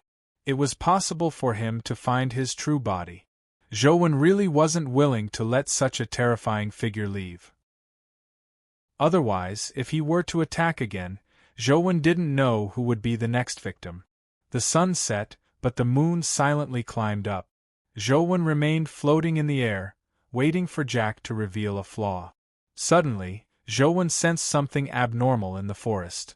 A snake was rapidly swimming under the leaves. It was very normal for a snake to move in the grass, but Zhou Wen felt that something was amiss with the snake. Its goal seemed very clear. It was swimming deep into the forest. Zhou Wen summoned Overlord's sword and slashed out. The sword beam instantly tore through the forest. As it cleaved through a tree, it also sliced the snake into two. Bam! The snake's body exploded, blasting a huge crater nearby. However, on the other side, Jack's body emerged from a tree root hole the size of a fist. He ran through the forest like a black shadow. However, the direction he was running in wasn't towards Zhou Wen, who was in midair, or the depths of the forest. Zhou Wen chased after him, but he saw Jack stop. He revealed his snow-white teeth and smiled sinisterly at Zhou Wen. Chapter 405. As he smiled sinisterly at Zhou Wen, Jack held a blood-colored dagger in his hand and threw it out. However, the dagger wasn't aimed at Zhou Wen, but at the ground. Zhou Wen immediately felt that something was amiss. When he looked at the spot where the blood-colored dagger flew, he immediately realized the problem. Shadow. That was where the moonlight shone on his body, projecting him on the ground. Jack wasn't attacking him, but the shadow he projected on the ground. It was too late to dodge. Without any time to think, Zhou Wen's first reaction was to summon the Defy Ancient Sovereign Life Soul. The moment the Defy Ancient Sovereign Life Soul was summoned, the blood-colored dagger nailed Zhou Wen's shadow.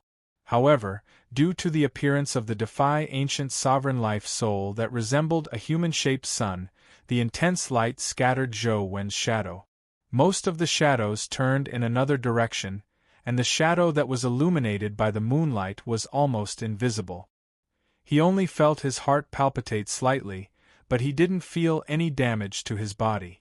Zhou Wen slashed at Jack with the Overlord's sword and bamboo blade as he appeared in front of Jack like a ghost. Jack shrank his head back.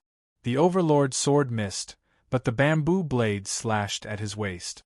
However, he realized that only his clothes had been severed. Jack had vanished. Bam! Bam! Bam! Jack's clothes exploded in front of Zhou Wen, forcing him to retreat quickly. He retreated into the air again and switched back to the Godfiend Life Providence. The scene entered a stalemate once again. Both of them knew that they had encountered a terrifying opponent. They were waiting for the other party to make the first move, waiting for the moment the other party revealed a flaw. Zhou Wen wasn't in a hurry. He didn't believe that the other party could keep hiding without eating or drinking. He flew in the air and casually grabbed out a pancake and a can of Coke from the chaos bead. He even took out an onion and used the pancake to wrap the onion with the Coke. As he ate, he monitored the situation in the forest. That punk is quite a figure. He's actually so tasteless. What the hell is he eating? Jack couldn't stand Zhou Wen's way of eating, but he couldn't help but feel hungry. The fragrance of red wine and roasted meat surfaced in his mind. Swallowing his saliva, Jack forced himself not to think about it. He continued wasting time with Zhou Wen while secretly searching for an opportunity. It was impossible to control Zhou Wen through the moon's shadow witchcraft, so Jacker could only think of other ways. Jack endured bitterly below, but Zhou Wen was feasting in the sky. In the beginning, he only filled his stomach, but later, he even took out vacuum-packed duck heads and beer. He sat in the air and began feasting. This brat's taste is really terrible. Is that something a human should eat? Jack wished he could throw Zhou Wen's food into the trash can, but he resisted the urge. Jack glanced at where Zhou Wen's shadow was, but he didn't dare head over. Although it looked like Zhou Wen was eating and drinking on the surface, he believed that Zhou Wen's sword beam would slash at him immediately if he made any abnormal movements.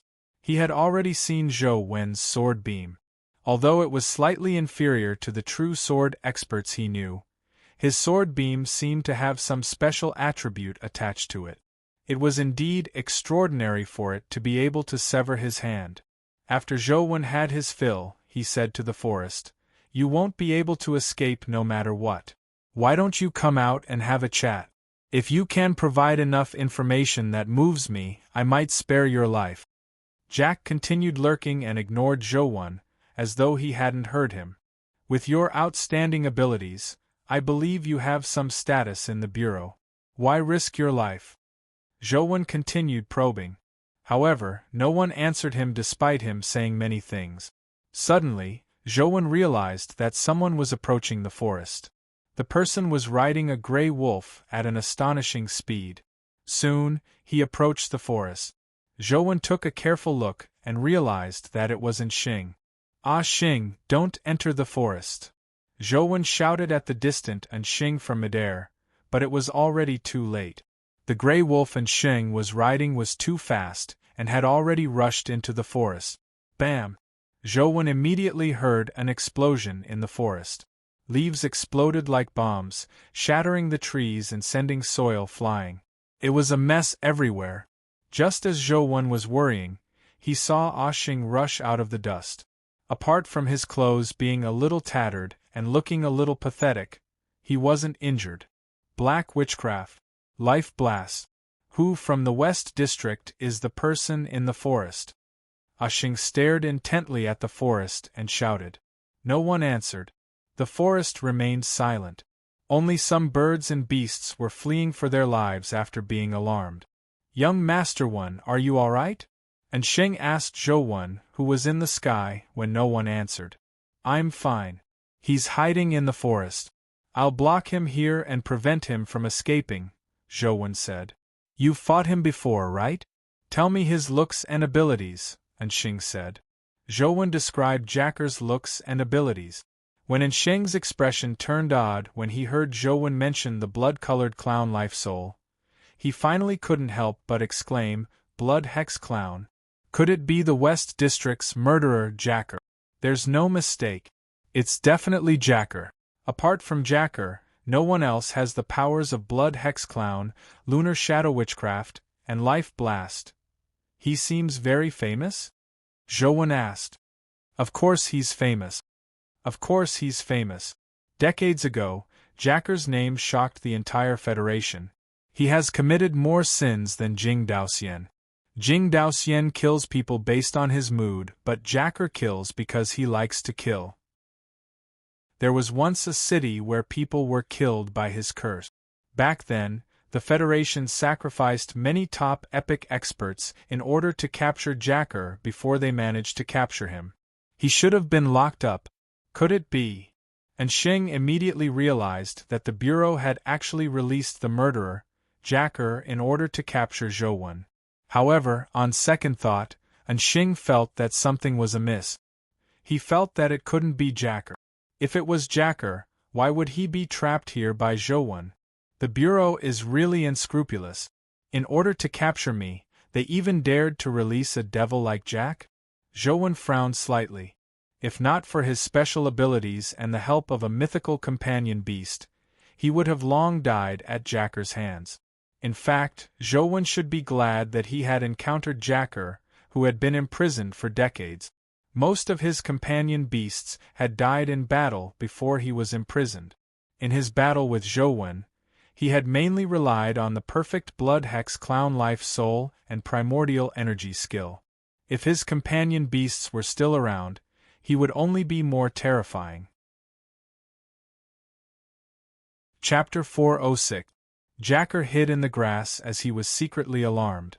He had been trapped in prison for more than 20 years. Why were the young people these days so powerful? In the past, Jacker could kill young people in their 20s as he pleased. He didn't need to waste too much effort. However, the two young men he met today had forced him to hide in the dark. Anxing, who came later, looked a little older, but he was definitely not in his 30s. He looked to be in his mid-20s, yet he was able to escape safely from the life blast he had set up. This made Jack suspect that the Federation had grown explosively in the past few decades. However, according to what he had seen along the way, although humans had grown, they shouldn't have reached such a level of strength. Jacker was Jacker after all. He didn't have the thought of escaping because of Zhou and Anxing's strength. Instead, the killing intent in his heart burned even more. If my previous companion beasts were still around, it would be much easier to kill them.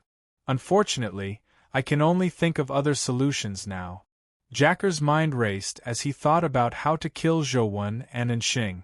He had no intention of escaping. Xinyuqi probably never imagined that it would be so difficult for a devil like Jacker to capture a high school student. One had to know that back then, Jacker had been pursued by the Bureau with all their might. In the midst of the inescapable pursuit, Jacker had killed more than 20 epic inspectors. Jack was even bolder. While he was being pursued, he sneaked into Holy City and captured the son of the previous Bureau's Director General. He killed him in front of the experts from the Bureau who were pursuing him.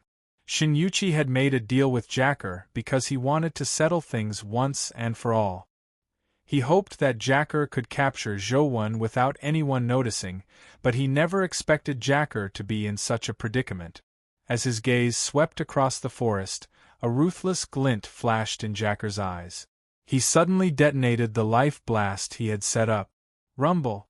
One leaf after another exploded in the forest like a bomb. In an area that spanned hundreds of meters, there were explosions and ancient trees that had been blasted apart. A large group of birds and beasts fled in all directions. Instantly, the forest was in chaos. No good, he's escaping. Truth Listener's range was only about 100 meters.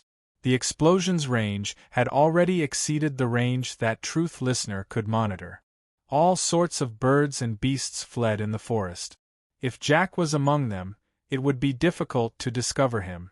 All Zhou could do was fly in the sky and constantly use Truth Listener's ability to search, hoping to discover anything abnormal. Suddenly, Zhou saw a black figure rapidly fleeing under the moonlight. Although the moonlight was bright, it was blocked by the trees. There were shadows everywhere, and the black figure moved rapidly in the shadows. Zhou's Truth Listener couldn't hear it. His eyes had inadvertently swept to the spot where the moonlight shone and happened to see it. Zhou immediately recalled that the other party had previously wanted to pin his shadow. Clearly, he was proficient in shadow arts. Now that he had used shadow escape to escape, it would probably be difficult to find him if he succeeded. Even Zhou wasn't confident that he would have a chance to find his true body the next time. Stealing his heart, Zhou switched to the ancient sovereign life soul and fused with it. His body emitted a glow as he charged into the forest like a god of light, chasing after the shadow. "Don't chase him." And Xing warned Zhou Wen loudly, but when he saw Zhou Wen rush in without stopping, he had no choice but to follow. The ancient sovereign life soul gave Zhou Wen powerful vital essence. His entire body emitted light and heat, illuminating the dark forest. Leaves and branches fell at Zhou Wen as he held the Overlord's sword in one hand and the bamboo blade in the other. He slashed out sword beams and saber beams, cleaving apart all the leaves that approached him. However, when his feet stepped on the grass on the ground, the grass suddenly exploded. Thankfully, Zhou Wen was wearing the mutated stone chi armor. He withstood the explosion and leaped up. With a tap of his foot on the tree trunk, he continued chasing after the black figure. Zhou Wen didn't dare land on the ground as he constantly used the tree to chase. The glow on his body illuminated the forest. Under the glow, he could clearly see a black figure rapidly moving on the ground without making a sound. Truth listener couldn't hear it either. The Overlord's sword slashed out with Fangwheel sword flash, but the black figure quickly flashed and dodged the sword flash. It circled to the other side in a bid to escape in another direction. Zhou Wen chased after the black figure and constantly slashed out sword beams, but the black figure dodged Zhou Wen's sword beams time and time again. It was like a ghost, making Zhou Wen almost believe that it was really a shadow. However, seeing how the shadow kept dodging the sword beams and that it didn't fade under his radiance, he knew that it wasn't a real shadow. To be able to use shadow escape to such an extent and use life blast in a large area, could this person really be Jack? And Xing chased into the forest and stood on a tree branch. He watched Zhou Wen chase after the black shadow, feeling alarmed and puzzled. He had heard many legends about Jack in the past. He had all sorts of evil and powerful essence energy skills that had unfathomable powers that could kill without leaving a trace. For such a legendary person to be suppressed by Zhou Wen made Jack have no choice but to re-evaluate Zhou Wen's strength. Young Master One will probably become the second overseer in the future, and Xing thought to himself. He had watched Zhou Wen grow up, but even he was surprised by the speed at which he grew. Seeing that Zhou Wen had forced the black figure into a corner with nowhere to escape, he suddenly revealed Jack's true body. Jack stood there with the blood hex clown life soul in front of him. He withstood the Fangwheel sword flash's strike with both hands. Bam! The blood hex clown and Jack flew backward and slammed into an ancient tree. Blood immediately spewed out of Jack's mouth. Zhou Wen obviously wasn't willing to give him a chance to catch his breath. He landed his feet on the ground and exerted all his strength, wanting to rush forward and kill Jack on the spot. However, just as his feet landed on the ground, he suddenly felt his ankle tighten. A terrifying force pulled at him, nearly causing him to fall to the ground. Zhou Wen looked down and realized that it was Jack's severed hand that was grabbing his ankle. At that moment, sanguine aura surged from the severed hand as it gripped his ankle tightly. At the same time, the sanguine aura wrapped around him like a blood pattern that rapidly spread across his leg. The stone armor seemed to be painted with a layer of blood runes. Not good. And Xing wanted to rush over when he saw this, but when he saw Zhou Wen's expression and gaze, he stopped in his tracks and didn't immediately rush over. And Xing had seen similar gazes and expressions many times. It was the gaze and expression of a particular overseer who had meticulously set up a trap for a long time and was finally about to reel in the net.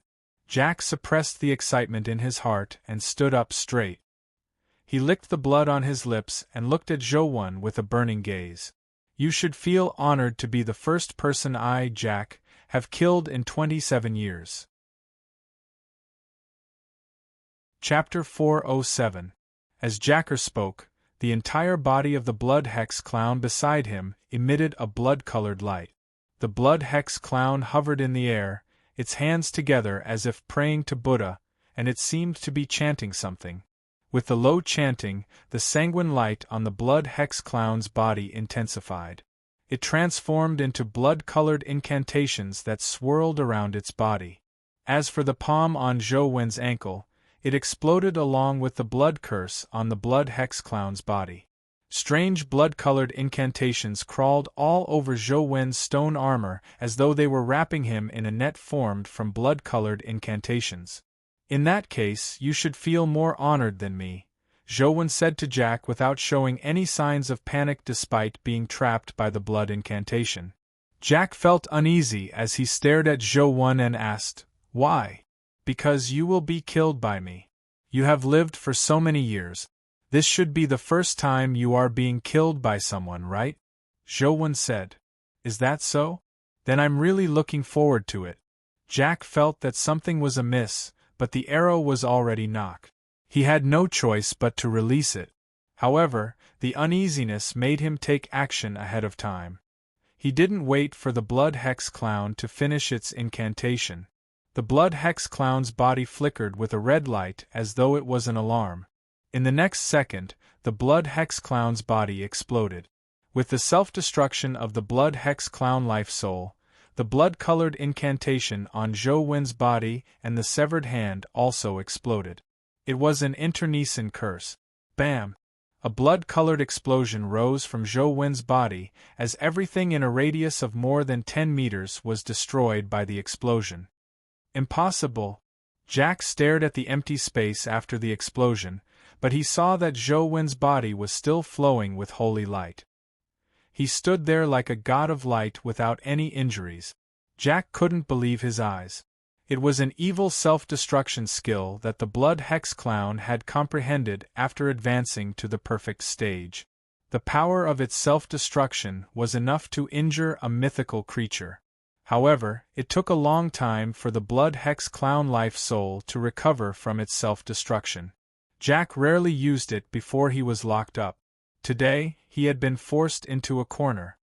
He had used a power that dealt a heavy blow to the enemy, but he never expected that he couldn't even injure a single strand of Zhou Wen's hair. How could he not be alarmed? However, Jacker was a man of steel after all. When he realized that something was wrong, he turned into a black shadow and tried to escape without any hesitation. "You've played enough. Now it's my turn, right?" Zhou Wen held the Overlord's sword as the sun-like glow gradually vanished. Replacing it was a mysterious aura. Unlike the vital radiance from before, Zhou Wen didn't have any essence energy seeping out of his body. It was as though he had fused with the void. Dual life souls. And Sheng was pleasantly surprised. Double life souls were just too rare. This was because primordial energy arts easily conflicted. Typical people would only cultivate one. Otherwise, it was very likely that the conflict between the primordial energy arts would cause damage to their bodies. It was especially so when advancing. It was especially so for primordial energy arts that clashed with each other. If their life providences clashed, they would die, much less their life souls. If there was a conflict, it would probably be worse than death. And Sheng knew a person who cultivated dual primordial energy arts and condensed two life souls. That person's talent was peerless, and with immense perseverance, he condensed two life souls. He originally thought that he would be fine, but after that, he controlled his body during the day. However, once he fell asleep, his life soul would occupy his body and do many crazy things that he didn't even know about. Finally, he went crazy and was sent to a mental hospital. For Zhou Wen to be able to cultivate dual life souls proved that his talent was indeed as excellent as the former principal had said. However, Sheng was worried that the dual life souls would harm Zhou Wen. Furthermore, with Zhou Wen advancing to the mythical stage with dual life souls, it was even more difficult. There was already no way out, but now, he had set up an obstacle for himself. This worried Sheng, but he was truly delighted amidst the shock. Zhou Wen switched his life providence to Godfiend and the Lost Country ring appeared on his finger. Zhou Wen floated in the air and watched Jack, who had transformed into a black shadow that fled. He had no intention of chasing after him. All he did was touch the Lost Country ring on his finger. The eyes of the ring with a grimace flashed with a strange light, as though a demon god had opened its eyes. Furthermore, the light gradually spread out, causing the originally unadorned ring to have a circle of mysterious incantation engravings. Bam! Bam! Bam! Jack fled frantically, but when his body rushed past the sword marks that Zhou had slashed out, sword beams erupted from the sword marks. Jack had charged too quickly and fled too anxiously. He had consecutively triggered countless sword marks as sword beams stabbed into his body and exploded. Immediately, Jack was blasted out of his shadow state. Jack was covered in blood. He was covered in wounds from the sword beams as he fell to the ground and kept coughing out blood. I also know hex spells? Jack stared at Zhou and forcefully swallowed a mouthful of blood as he asked in a hoarse voice. No, but I have to thank you for giving me inspiration. If not for you, I wouldn't have thought of using my life soul like this. Zhou wasn't lying. It was Jack's combat style that had inspired Zhou. It allowed him to combine his recent knowledge of space and dimensions and finally find a way to use Lost Country. It was no longer as simple and crude as it used to be for teleportation. Lost Country's ability to change spatial trajectories wasn't as simple as teleportation. Jack looked at Zhou with a complicated expression. He claimed to be a genius, but when he was Zhou age, he had only just advanced to the legendary stage. He was far from being comparable to the present Zhou.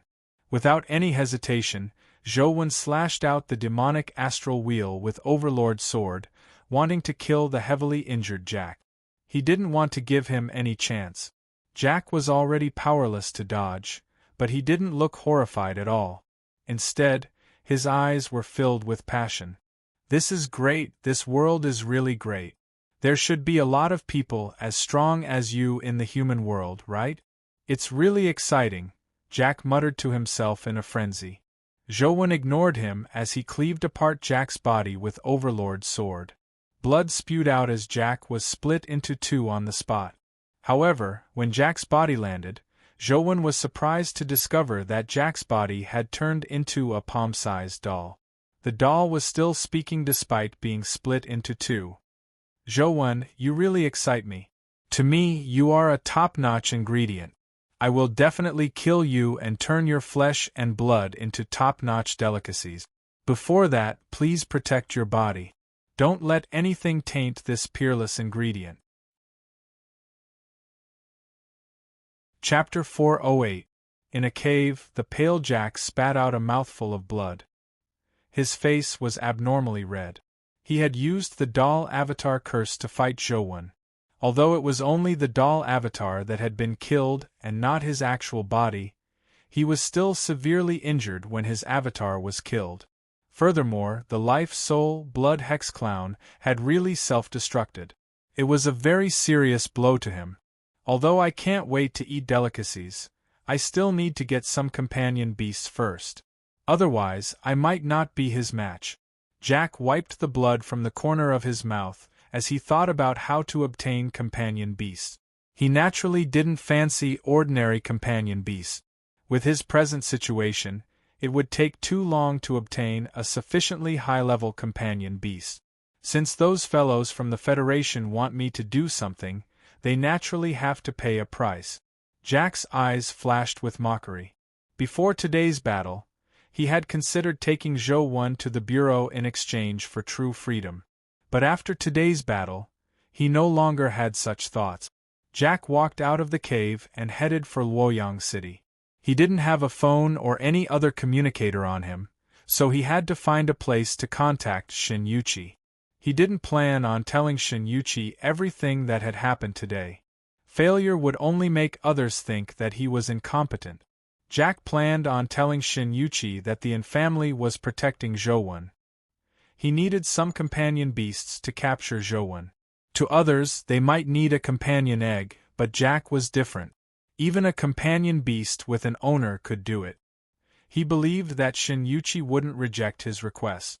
After entering Luoyang City, Jack went to a store to buy a phone and contacted Shin Yuqi. Just as he expected, although Shin Yuqi was a little reluctant, he still agreed to his request. He asked him to wait for 2 days and would soon send the prepared companion beasts over. After the call, Jack casually threw the phone into the trash can, but he realized that there were several different types of trash cans. He didn't know what they meant, so he casually threw them into one of them. "Uncle, you're mistaken. What you just threw was a phone, right? That's a recyclable item. You should put it in the recycling bin on the other side." A young girl walked over and said to Jack. Jacker coldly looked at the girl. When the girl met Jacker's gaze, she was stunned. Then, as if she had lost her soul, she walked towards Jacker. Jacker turned and walked towards a secluded corner. The girl followed behind him, not knowing what she was doing. When they reached a deserted alley, Jacker looked at the girl and reached out his hand to her neck. But before his fingers could touch her neck, he stopped, and his expression became very strange. "Damn it, all I can think about is those delicious ingredients. How can I eat this kind of trash?" Jacker looked at the girl in disgust, clenched his teeth, and turned to leave. Not long after Jacker left, the girl woke up. She looked around blankly, not knowing why she was there, not knowing that she had just escaped death. Zhouwen scanned the entire forest and didn't find that aura or feeling again. He confirmed that Jack's true body wasn't here. "After spending so much effort, I still couldn't kill him?" Zhouwen sighed. He really wanted to kill Jacker. That person was just too terrifying. And Xing walked over and said with a smile, "A student like you was actually able to force Jacker to such a state. I'm afraid no one will believe you even if you tell others. You should be proud. What's there to sigh about? Stop joking. If I can't kill him this time, who knows what terrifying means he will use to deal with me and the people around me next time," Zhouwen said. And Xing nodded and said, "A devil like Jacker definitely won't let this matter rest. It's indeed not suitable for you to stay on campus. It's fine for you. With your abilities, it won't be that easy for Jacker to touch you, but it's hard to say for the people around you." Zhouwen felt a headache because of this. He wasn't afraid, but if the next person standing in front of him was Li Xian, Wang Lu and company, and they exploded, splattering blood all over him, Zhouwen couldn't imagine how he would feel. "Young Master One, if you don't want to go to the Yin family, I have a suggestion.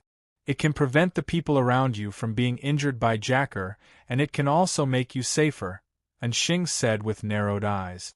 "What suggestion?" Zhouwen asked. "Recently, Chess Mountain hasn't been peaceful. There are often breakout creatures appearing. Deputy Governor Qin is forming a special team to guard Chess Mountain. Those people aren't from the regular army. Most of them are freelance hunters or cultivators who have committed crimes. If you are interested, you can join this team. Firstly, you can contribute to guarding Chess Mountain. Secondly, you can prevent the people around you from being injured. Thirdly, there are many experts in the team. It won't be that easy for Jacker to touch you," and Xing said. "Aren't you afraid that I'll be killed by Chess Mountain's breakout creatures?" Zhouwen said gloomily. "I really didn't dare recommend you in the past, but after seeing your battle with Jacker, I think it doesn't matter if you go or not," and Xing said.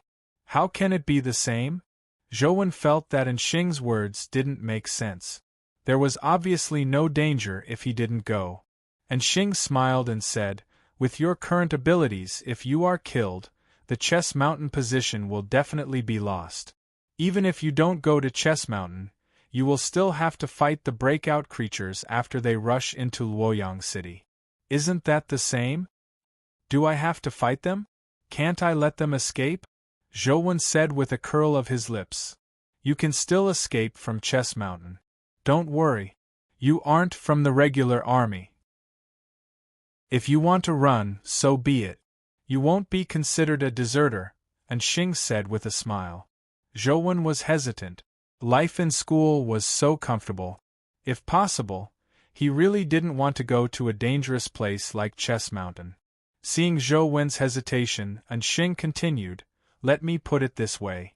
If Luoyang City really falls in the future, it will definitely be the work of the dimensional creatures in Chess Mountain. If I were you, I would head to Chess Mountain to take a look now. At the very least, I can understand the creatures there first. I will know how to deal with them in the future. It's far better than others coming unprepared. Is Chess Mountain that terrifying? Zhou asked in puzzlement when he saw Anxing's solemn tone. According to our long period of research, there might be ruins of ancient Chaoga in Chess Mountain. Don't you think it's terrifying? Anxing said solemnly. Zhou was slightly taken aback. In the history of the East District, there were two famous battles between gods, monsters, immortals, saints, and humans. One was the battle between Yellow Emperor and Qiyu, and the other was King Wu's conquest of Zhou. The famous investiture of the gods came from this battle. Chapter 409. Zhou thought for a moment and felt that it wasn't a bad idea to go to Chess Mountain. He could also find the tiny palm symbol and see if he could download Chess Mountain into the game. Just as Anxing had said, the more he understood dimensional creatures, the higher the chances of survival would be when dimensional creatures broke out on a large scale in the future. This was the best opportunity to head to Chess Mountain while the dimensional creatures in Chess Mountain hadn't rushed out on a large scale. The situation would only get worse in the future. It wouldn't be that easy to head there again. Just treat it as a vacation and take a look around. It won't be too late to return to school after resolving Jack's matter, Anxing said. All right, when do we set off? Zhou asked. To prevent any accidents from happening, let's do it now. Anxing looked at Zhou and said, Don't tell me you still want to return to school to greet your classmates? Wouldn't that be equivalent to telling Jack who is more effective in threatening you? Zhou thought for a moment and felt that it made sense. He immediately gave up on returning to school and followed Anxing to Chess Mountain. Chess Mountain wasn't far from Luoyang City, so it didn't take long for Zhou to arrive at Chess Mountain's encampment with Anxing. As the situation at Chess Mountain was worsening, Qin Wufu had been transferred here and was temporarily in charge of guarding Chess Mountain. Adjutant, are you sure you want Zhou to join the newly formed team? After Anxing introduced Zhou to Qin Wufu sized up Zhou with a strange expression. Yes, Anxing answered with certainty. You can, but you should know the situation of that team. The members are rather complicated. Qin Wufu knew Zhou and knew of his relationship with the Yin family, so he spoke more tactfully. Otherwise, he would have directly refused to join the team. After all, Zhou was only a student, and his newly formed team was used to guard Chess Mountain. The members inside were all at the epic stage. Anxing could tell that Qin Wufu was worried, so he said, You know Zhou situation. Because of Wang Mingyuan, the Bureau has been finding trouble with him. Therefore, Madam got him here mainly because she hopes that you can take care of him. Actually, it's just a matter of a few days. Madam has other arrangements and will soon let him return.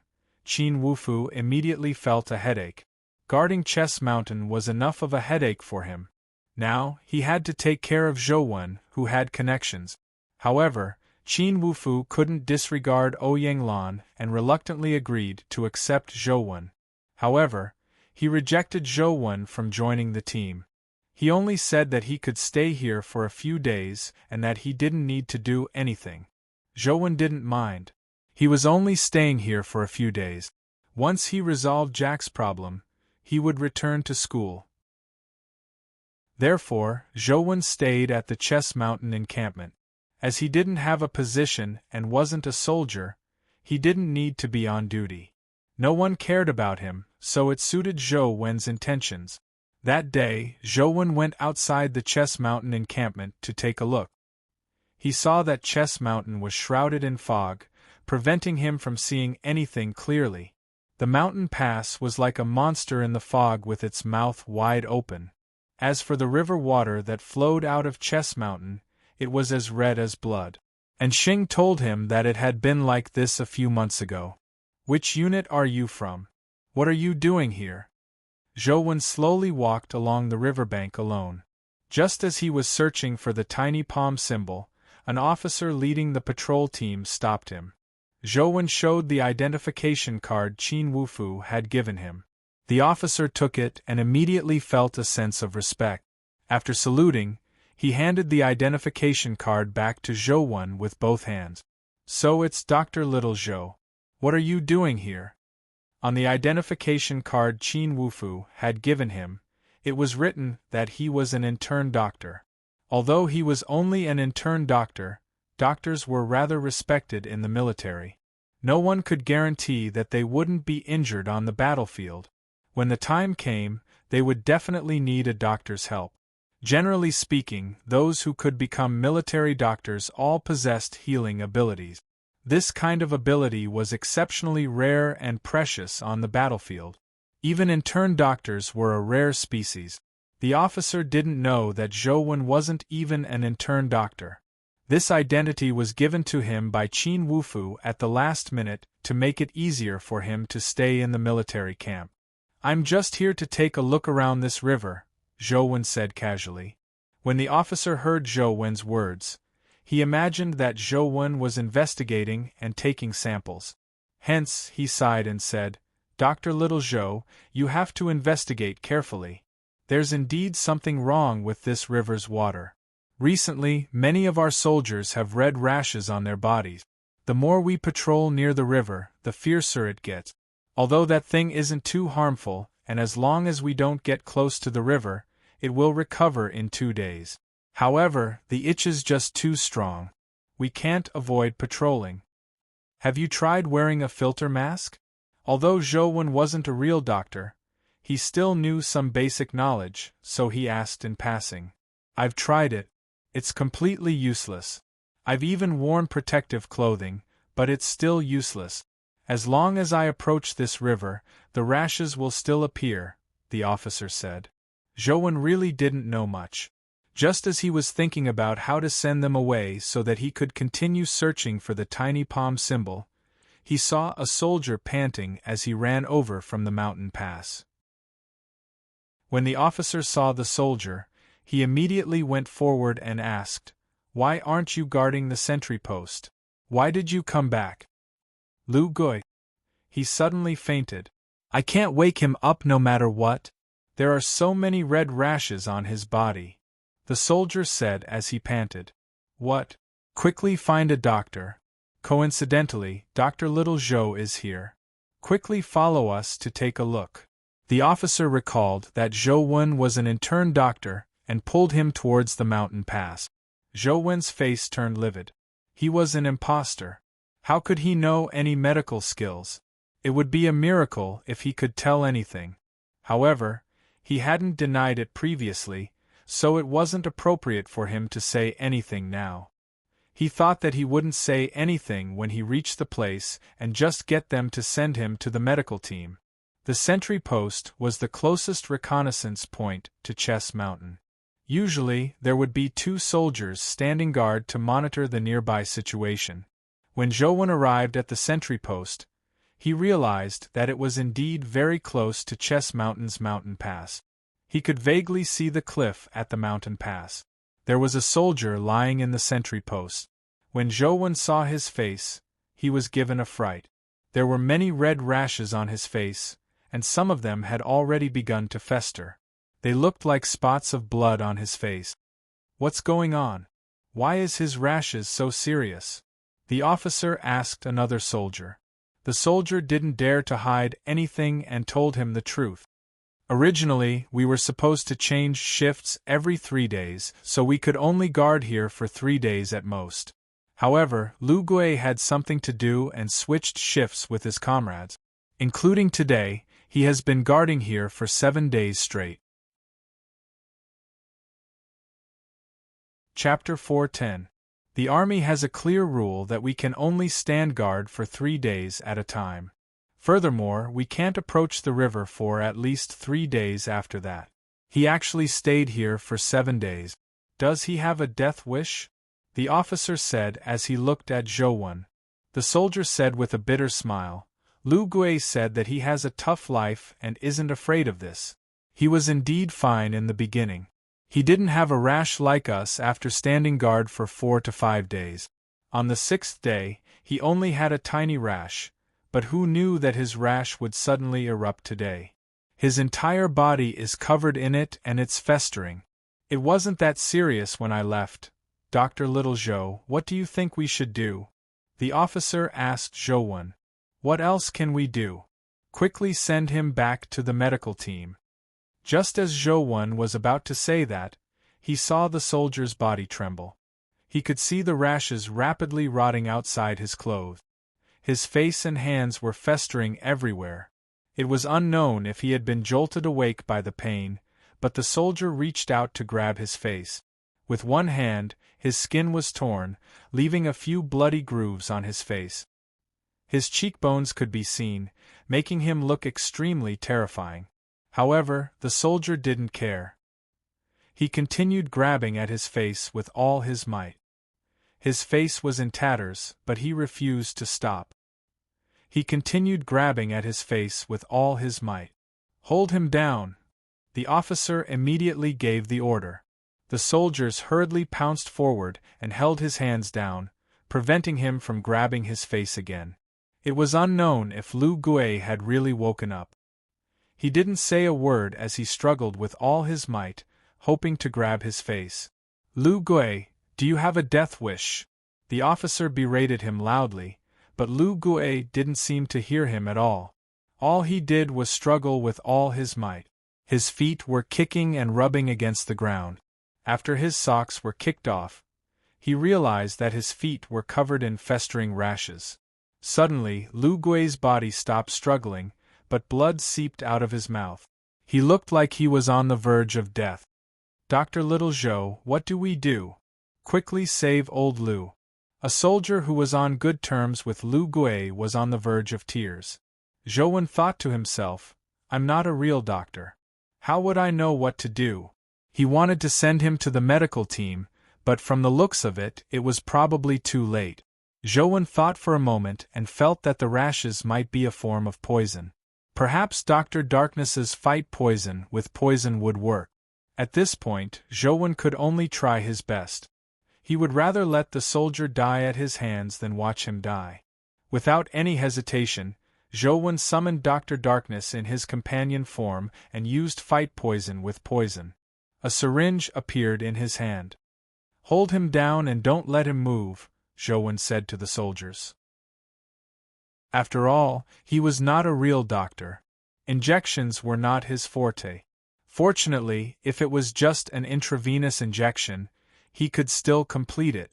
A few soldiers held Lu Gui down tightly as Zhou stabbed the needle in and pushed the syringe slightly, injecting a bit of poison into Lu Gui's body. Then, he stopped to see his reaction. Dr. Darkness's poison was very potent. Not long after it was injected, there was a reaction. The blood that flowed out of Lu Gui's mouth clearly decreased, but Zhou didn't know if it was because he was almost dead or if fight poison with poison was working.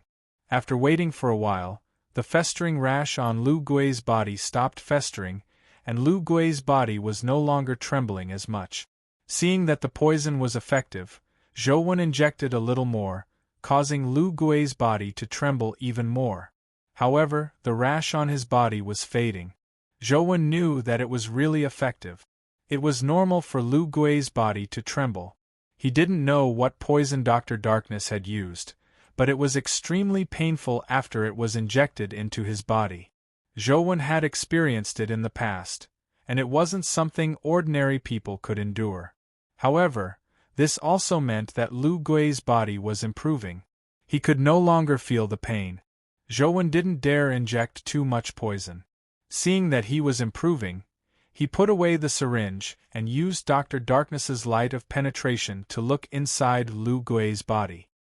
He didn't discover any problems, nor did he know what the source of the rash was. Ah, it hurts. Lu Gui widened his eyes as he screamed out in pain. His body struggled even more. Dr. Little Zhou, what's going on? The officer and the soldiers looked at Zhou, unsure of what was happening. His condition is much better. His life should be saved, but there's no way to carry out any follow-up treatment here. Quickly send him to the medical team, Zhou said. The officer hurriedly summoned a bull-shaped companion beast and carried Lu Gui onto it, bringing him back to the encampment. Dr. Little Zhou, do you want to go back with us? The officer asked Zhou. I still have something to do. I still need to take a look by the river. Go ahead. Zhou didn't know any medical skills, so it was useless even if he followed. However, since fight poison with poison had worked, Lu Gui's life was likely saved. How much he could recover depended on the real doctors. The officer was in a hurry to take Lu Gui back, so he didn't say anything else and rushed back to the encampment. Zhou continued walking in the direction of Chess Mountain, hoping to find the tiny palm symbol. He didn't dare get too close to Chess Mountain's entrance. The place was extremely unstable and dimensional creatures could rush out at any moment. All he could do was search nearby. However, there were no stone slabs on this side of the river, nor were there any human buildings. There was no tiny palm symbol. As he got closer and closer to Chess Mountain, he could see the rocks at the mountain pass clearly. The rocks of Chess Mountain were very unique. Most of them were black, but there were some rock layers that were white.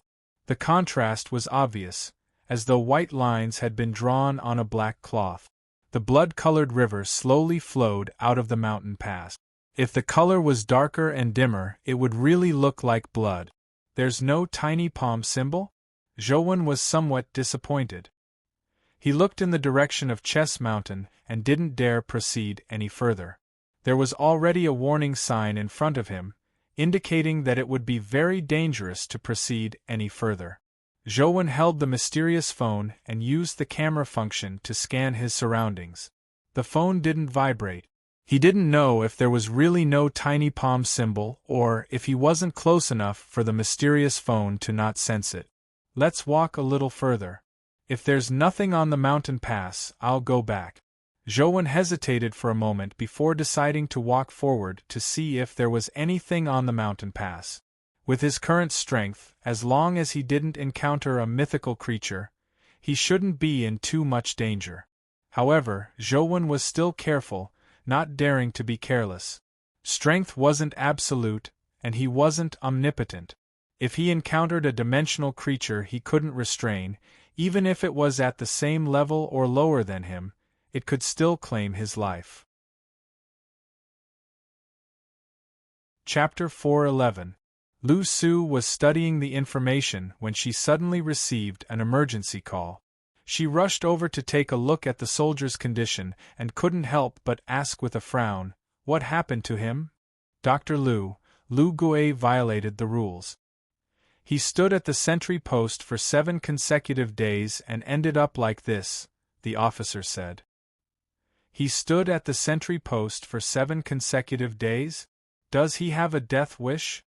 Lu Su was slightly taken aback when she heard that.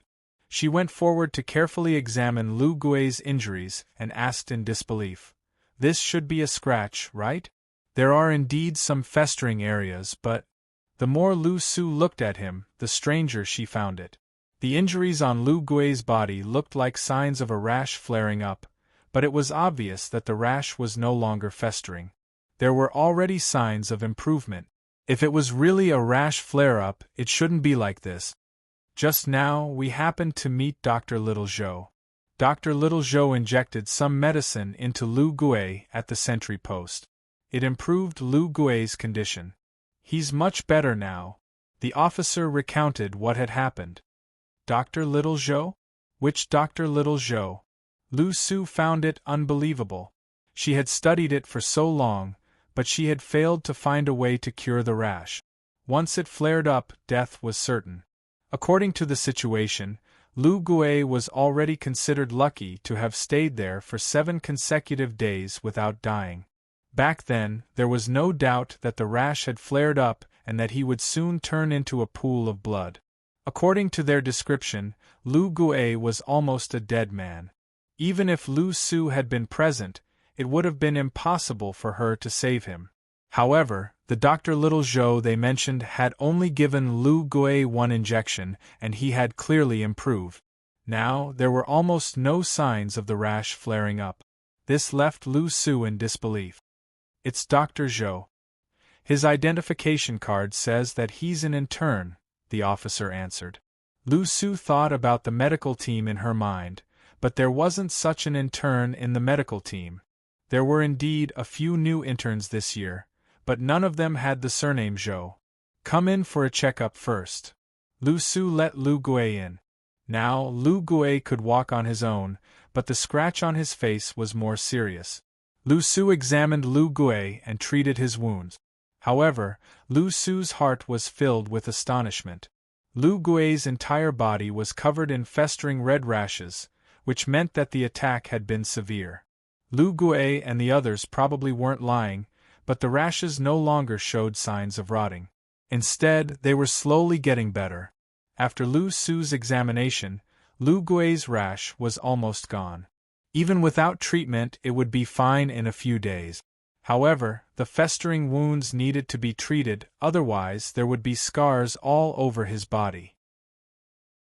On the other hand, Lu Gui's self-inflicted wound was more serious and would probably require a lot of time to heal.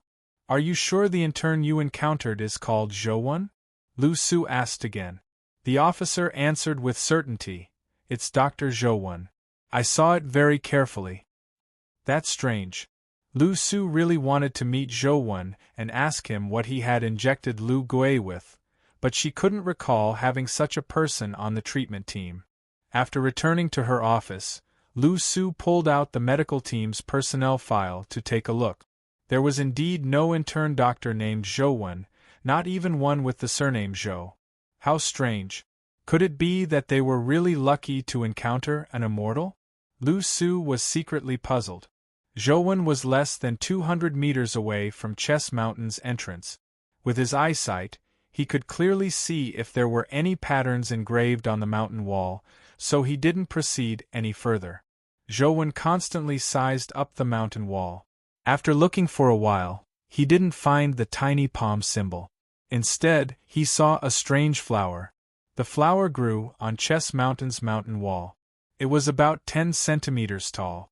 The leaves were black, but the flower was white. The black and white were distinct, just like the color of the stones on Chess Mountain. The flower grew alone on the stone wall. There were no plants for hundreds of meters. Zhou remembered that he had been taught in school that there was no lack of terrifying plant-type creatures in dimensional zones. Perhaps the flower in front of him was a terrifying plant-type dimensional creature. Therefore, when Zhou saw the flower, he immediately tensed up. It wasn't because he was excited, but because he was wary. Plant-type abilities were often special. Many animal-type dimensional creatures relied on brute force to win, so Zhou wasn't that afraid. However, most plant-type dimensional creatures didn't rely on brute force to win. In the knowledge he had learned in school, many flower-type dimensional creatures killed with the fragrance of flowers. There were also some fungal dimensional creatures that could emit tiny spores that were almost invisible to the naked eye. They could enter a human's body through the respiratory tract, mouth, nose, or even pores. They would parasitize humans and treat them as nutrients, sucking them to death. Zhou wore the Truth Listener earring and listened to the flow of air. He didn't discover any tiny particles flowing over from the flower. Only then did he feel a little relieved. Although he didn't know if the flower was a plant-type dimensional creature, Zhou decided to stay away from it. There was nothing wrong with being careful. He didn't want to die here for no reason. He turned around and walked in another direction, hoping to stay away from the flower. However, just as he took a few steps, he heard a voice coming from the flower. "Can you hear me?" It was a woman's voice. Although the sun hadn't set yet and the sky wasn't too dark, Zhou was still alarmed. Turning his head to look at the source of the voice, he saw that there was no one there, nor were there any dimensional creatures. There was still only a flower growing on the mountain wall. "Can you hear me?" A voice sounded from the flower again. What was even stranger was that the flower had turned around and aimed at Zhouwen. Zhouwen remained silent as he stared at the flower and slowly retreated. Zhouwen didn't want to know why the strange flower could speak. He only hoped that the flower wouldn't cause any trouble. He wasn't sure if he could deal with it. "Why are you leaving?" "I just want to chat with you. I'm not doing anything else." The woman's voice sounded from the flower again. "As if I'd believe you." Such lines often appear in movies. Many men say the same thing when they trick women into getting a room. Zhouwen lampooned inwardly, but he continued retreating without answering the flower. When Zhouwen was young, he had heard his grandfather tell him a story. It was said that when walking in the middle of the night and hearing a stranger calling his name from behind, he mustn't answer or turn his head to look. Otherwise, he would die. Chapter 412. 7-Step. Begin now. You will die if you take another 7-step. If you don't believe me, you can continue walking. The flower's voice sounded again. Cold sweat instantly trickled down Zhouwen's forehead. He stood there, unsure if he should continue walking. Logically speaking, truth listeners should be able to restrain some evil powers, but there was no invincibility in this world. Zhouwen still hadn't figured out what kind of evil powers truth listener could restrain. If the flower was just being alarmist, Zhouwen would naturally be fine if he left. However, what if it was telling the truth? Zhouwen didn't dare gamble with his life. However, Zhouwen wasn't willing to be frightened by the flower. He gritted his teeth and continued retreating. 1 step, 2 steps, 3 steps. As he retreated, he looked at the flower on the mountain wall. However, the flower didn't make a sound. This made Zhouwen feel even more uneasy. 4 steps, 5 steps, 6 steps. Zhouwen continued walking, but there was no reaction from the truth listener earring. Zhouwen's heart pounded. Could it really be a trick? Why isn't there any reaction? That was what he thought, but he didn't dare to take the last step. That's right. Zhouwen was indeed afraid of death. Furthermore, there was no need for him to gamble with his life. Why aren't you walking? You still have 1 step left. Continue walking. The flower finally spoke, but its tone was filled with mockery. We have no feud. Why are you making things difficult for me? If you lack fertilizer, I'll help you find it. If you lack water, I'll help you water it. What do you think? Zhouwen shouted as he stood there and looked at the flower on the mountain wall. Who wants you to water and fertilize it? The flower said coldly, From now on, I'll ask and you'll answer. If I'm satisfied, I'll spare your life. Otherwise, I'll make you wish you were dead. Even if you die, I'll refine you into lamp oil. With my bad temper, I can't stand being threatened. I'll be leaving. What can you do? Zhouwen said as he continued walking. However, just as he raised his foot, he felt his head spin and nearly fell to the ground. Alarmed, he hurriedly stopped and didn't really raise his foot to take the step. D***. How did this happen? Zhouwen was shocked.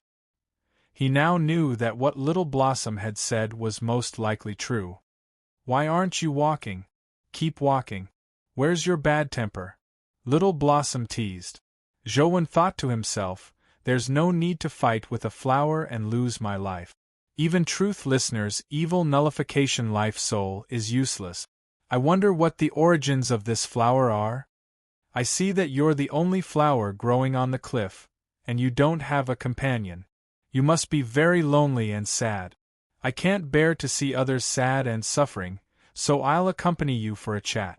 However, since it's a chat, you can't just ask me questions. I have to ask you some questions, don't you think? Zhouwen bargained. Xiao Hua didn't refute him. Instead, he asked, What's your name? Zhouwen's heart skipped a beat. He remembered that in myths and legends, there was an ability that could imprison a person just by calling their name. He was momentarily unsure if he should answer. Why are you so sentimental? Just die, Little Flower said impatiently. My name is Zhouwen. What's your name? Zhouwen knew that it was useless even if he used a fake name. This was because a name was just a code name.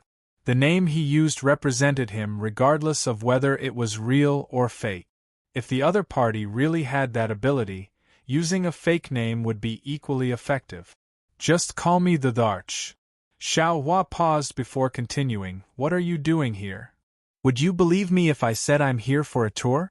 Although Zhouwen said that, he was cursing inwardly. A flower wants to be called an Dharch? Are you crazy? However, the flower giggled. I believe you. Why wouldn't I believe you? Since you're here for a tour, I'll do a good deed and take you on a tour of Chess Mountain. Following the flower's voice, cracks appeared on the mountain wall where the flower was rooted. Furthermore, the cracks were gradually expanding, causing Chess Mountain to tremble slightly as though the mountain was about to crack. There's no need to go through so much trouble. I'm afraid of heights and don't like climbing mountains. I'll just watch the river scenery from here. The cold sweat on Zhouwen's forehead increased. Only then did the trembling mountain calm down. The flower mocked. Are you really not going to come in and take a look? There's really no need. Zhouwen hurriedly waved his hand and changed the topic. Are there many dimensional creatures in Chess Mountain? Are there any at the mythical stage? Of course, and there are many. Which one do you want to see? I can get them to come out and meet you, the flower said with a smile. There's no need. I'm just asking. Zhouwen suspected that the flower was bluffing him when he saw how arrogant it was. It was just a flower, and it grew on a mountain wall that had suffered from all sorts of wind and rain. However, its tone made it seem as though it was the king of Chess Mountain. It made Zhouwen very suspicious. Are there many humans with your strength now? The flower asked. There should be quite a few. Zhouwen thought for a moment and felt that it wasn't a small number. In Jing Daoxian's era, the dimensional storms had just descended not long ago. There were very few epic experts. After decades, epic experts were no longer as rare as before. What's the human population now? The flower continued asking. It shouldn't be 10 billion, right? Zhouwen answered after some thought. This wasn't a secret, so there was nothing to hide. Then, there should be a few 100 million at your level, right? The flower said after some thought. I don't think there are that many, right? Zhouwen found it difficult to speak when he heard the flower say that. This was because the actual situation was too different from the flower's guess. Although Zhouwen didn't know how many epic experts there were in the Federation, he estimated that it would be difficult for it to reach 6-digit. It would be pretty good if there were tens of thousands. Tens of millions? The flower guessed again. A little less. Zhouwen had no choice but to say. Only a few million? Are humans so weak these days? There are so few people at your level? The flower said in disbelief. More or less. I'm basically considered relatively weak. What else could Zhouwen say? He couldn't tell the flower that the number it guessed would be reduced by 100 times, right?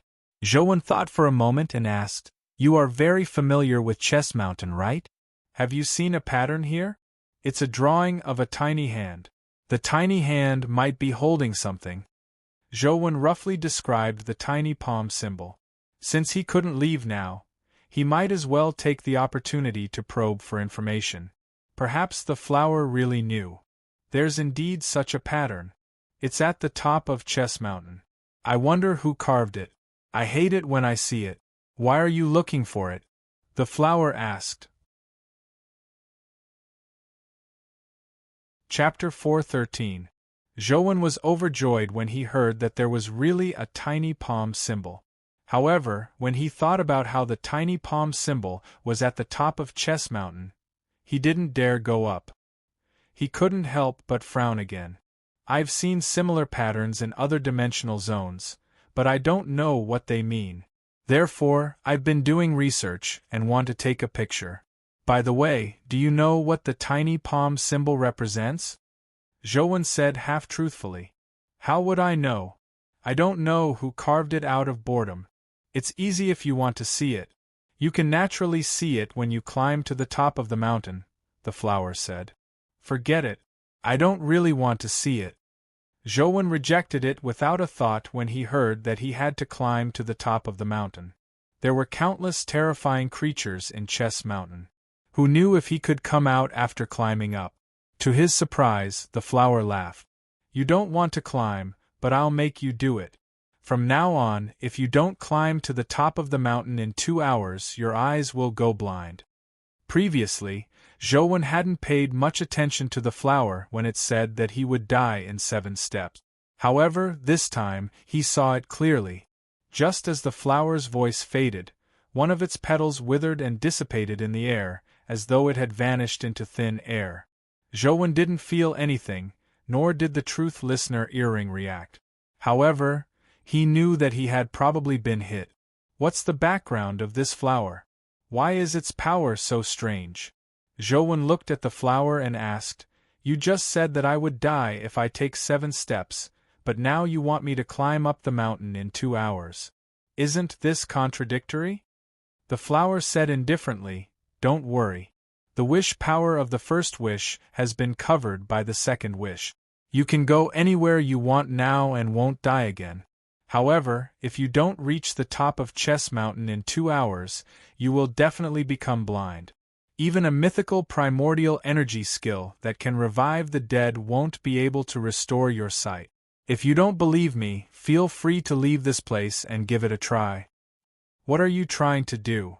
Zhouwen looked up at the flower on the mountain wall and asked. If he went up Chess Mountain, he was afraid that he wouldn't be able to return alive. Even being blind was better than being dead. At the very least, he still had the truth listener earring. Even if he was blind, he wouldn't be completely blind. He could use his ears as his eyes, but he wouldn't be able to see the changes in color and light in the future. I don't want to do anything. I just think it's fun. If you don't want to climb the mountain, you can leave now. But if I'm in a bad mood one day and I think about you, I might make a wish to make you a cripple. That would be fun, Little Flower said. Zhouwen stared at the flower and thought to himself, indeed, I shouldn't casually risk my life near dimensional zones. It's better to just game at home. If you want to kill me, just do it. Why go through so much trouble?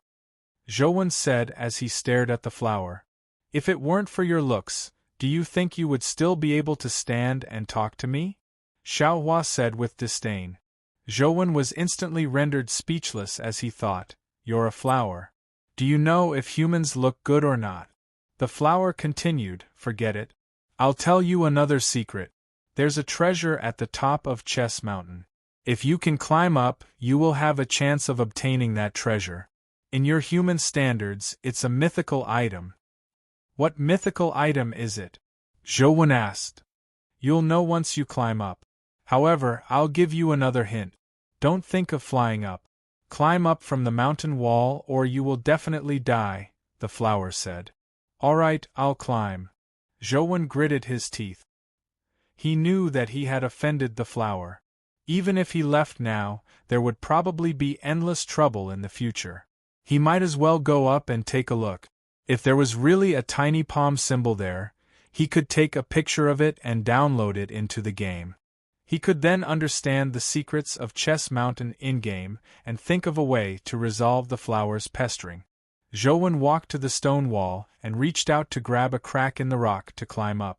The moment he climbed up, he immediately felt that something was amiss. It was as though there was a powerful magnet beneath Chess Mountain that pulled at his body, making him feel much heavier. It was extremely strenuous for him to climb up, just like an ordinary person doing rock climbing. Do you find it very heavy? The flower's voice sounded. Why is this happening? Zhouwen asked as he climbed up. Chess Mountain is a sealed land. Even those perfected immortals don't dare approach it. Only your human body can approach it. You won't be injured by the power of the seal, but you will still be affected, the flower said. Sealed land? Who sealed this place? Zhouwen took the opportunity to gather information. If you can climb to the top of the mountain and see that mythical item, you will naturally be able to guess who it is. If you can't climb up, it's useless telling you. The flower paused before saying, "Since you have already climbed up, don't think about retreating. Otherwise, you will definitely die. If you don't believe me, look down." Zhou looked down and was immediately alarmed. He had only climbed up a few meters, but the bottom had turned into a bottomless abyss. It was as though it led straight to hell. "Darn flower, just you wait. When I download the Chess Mountain dungeon and find your flaws in-game, I'll deal with you," Zhou thought to himself. He didn't know if it was an illusion or what was going on, but since he had come up, Zhou had no intention of retreating. He continued climbing up. The more he climbed up, the heavier his body became. It was as though there were chains hanging from his body. Even with Zhou strong physique, he found it unbearable after climbing a few hundred meters. Thankfully, the chess piece itself wasn't considered tall. It was only about 700 to 800 meters. If it was a mountain that was thousands of meters tall, Zhou really doubted that he could climb it. The flower said, "I couldn't tell, but your perseverance isn't bad." "It's not bad. You've been in Chess Mountain for so long. Do you know who the original owner of Chess Mountain is?" Zhou didn't forget to fish for information. "I'm the owner of Chess Mountain," the flower said with a smile. Zhou naturally refused to believe it. According to Enxing, Chess Mountain might lead to ancient Chauga. If that was the case, there would definitely be many mythical creatures inside. There would be no lack of famous existences in mythical legends. Even if this flower had a very powerful and strange ability, Zhou definitely didn't believe that it was the owner of Chess Mountain. Just as he was about to approach the mountaintop, Zhou's truth listener couldn't hear any sounds from the mountaintop. It was as though a mysterious force had blocked off all sounds, preventing Zhou from spying on the situation at the mountaintop. Now, Zhou felt as though someone was pulling him with a chain. Every step he took required all his strength. He had no choice but to use the ancient sovereign life soul, filling his vital energy with all his might. He felt much more relaxed. The aura of the ancient human sovereign. You cultivate the ancient sovereign sutra? The flower sensed the power of the ancient sovereign life soul and immediately guessed the primordial energy art Zhou cultivated. Chapter 4:14. You even know the ancient sovereign sutra? Zhou asked. The flower smiled and said, "That's nothing impressive. Why wouldn't I know? However, it's no wonder you were able to climb up Chess Mountain so easily. So you cultivate the ancient sovereign sutra. However, if you cultivate the ancient sovereign sutra, your future path will probably not be that easy. It will be extremely difficult to pass the mythical stage." Why is it difficult to cultivate the ancient sovereign sutra? Are other essence energy arts not difficult to cultivate? Zhou's heart stirred as he wanted to obtain some methods to advance to the mythical stage from the flower. To this day, Zhou had never heard of a mythical expert among humans. If he could obtain the method to advance to the mythical stage, he might become the first mythical expert among humans. It's also difficult. However, typical essence energy arts conform to the order of the world, but the ancient sovereign sutra destroys the order of the world. The difficulty is naturally greater. Furthermore, the creator of the ancient sovereign sutra, the strongest human emperor, ultimately failed to defy the heavens and change his fate, the flower said. Which human emperor? Zhou hurriedly asked. As a human who cultivates the ancient sovereign sutra, you actually don't know the emperor of your race, Swirenshi? The flower was somewhat puzzled. Only then did Zhou realize that the ancient sovereign sutra was an essence energy art left behind by Swirenshi, the leader who had brought fire to humanity. Zhou originally imagined that the ancient sovereign sutra was discovered on the consort platform and that it might have something to do with it. He never expected it to be Swirenshi's essence energy art. When you say defy the heavens and change fate, do you mean that human emperor ultimately failed to advance to the mythical stage? Zhou thought to himself that if that was the case, it would be even more difficult to advance the ancient sovereign sutra to the mythical stage in the future. You can understand it that way, the flower said ambiguously. He didn't continue the topic and said, when you reach the top of the mountain, you will see a stone staircase. Walk along the stone step. Don't walk randomly or don't blame me if you die. The tiny palm symbol is engraved on the boulder at the end of the stone step. What's the mythical item you're talking about? Zhou asked. We're almost there. It's on that rock. The flower still didn't answer the question. The peak of the mountain was already in sight. With the augmentation of the ancient sovereign life soul, Zhou had to use all his strength to barely climb up. When he finally climbed to the top of the mountain, his fingers trembled as they touched the ground. He looked up at the peak of the mountain and saw a stone staircase leading to the center of the mountain. There was a large black stone that looked like a steamed bun. Zhou immediately saw the tiny palm symbol on the stone and couldn't help but be overjoyed. That flower actually didn't lie to me. There really is a tiny palm symbol. Zhou stood up and carefully approached the black boulder that was shaped like a bun. As Zhou took a few steps, he felt the mysterious phone vibrate in his pocket. He took it out and automatically activated the camera function. He pointed the phone at the black stone, and the phone's lens automatically focused on the small palm symbol on the stone. After snapping a picture, he entered the download interface. What are you holding in your hand? Little Flower's voice came from the mountain wall. Don't you know about cell phones? Zhou relaxed a little when he saw that the mountaintop wasn't as dangerous as he imagined. It wasn't as terrifying as the flower had described. There was nothing there. Now that he had downloaded the game dungeon, he could go back and study Little Blossom's weakness. Once he studied it thoroughly, he could deal with it however he wanted. As long as he didn't die here, he still had a chance of turning the tables even if he was blinded by Little Blossom. Wait, if I'm blind, will the blood-colored avatar in the game be blind as well? Zhou suddenly thought of this serious problem. He and the blood-colored avatar shared the same point of view.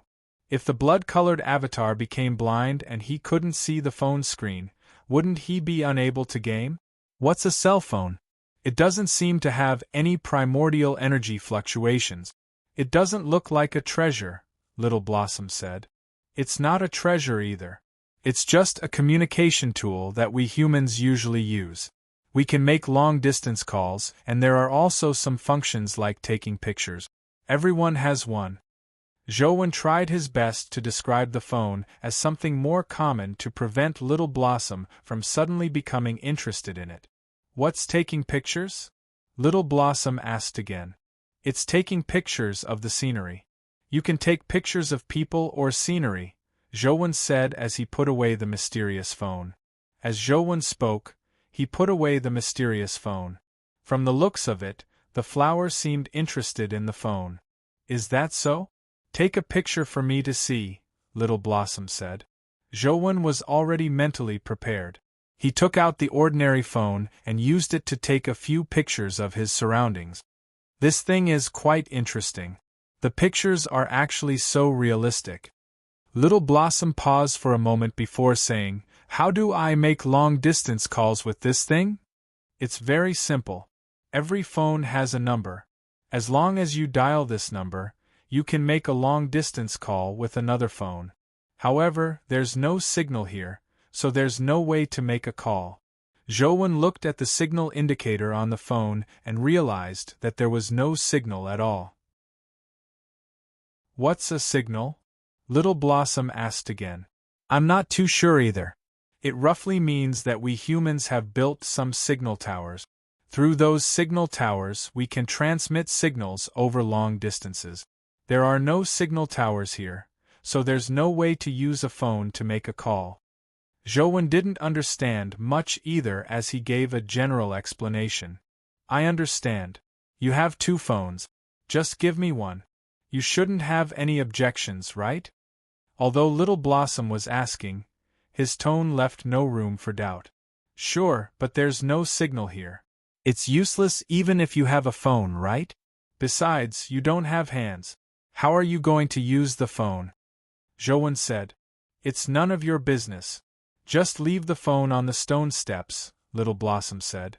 Zhouwen deleted his information on the phone. Thankfully, he didn't use it often.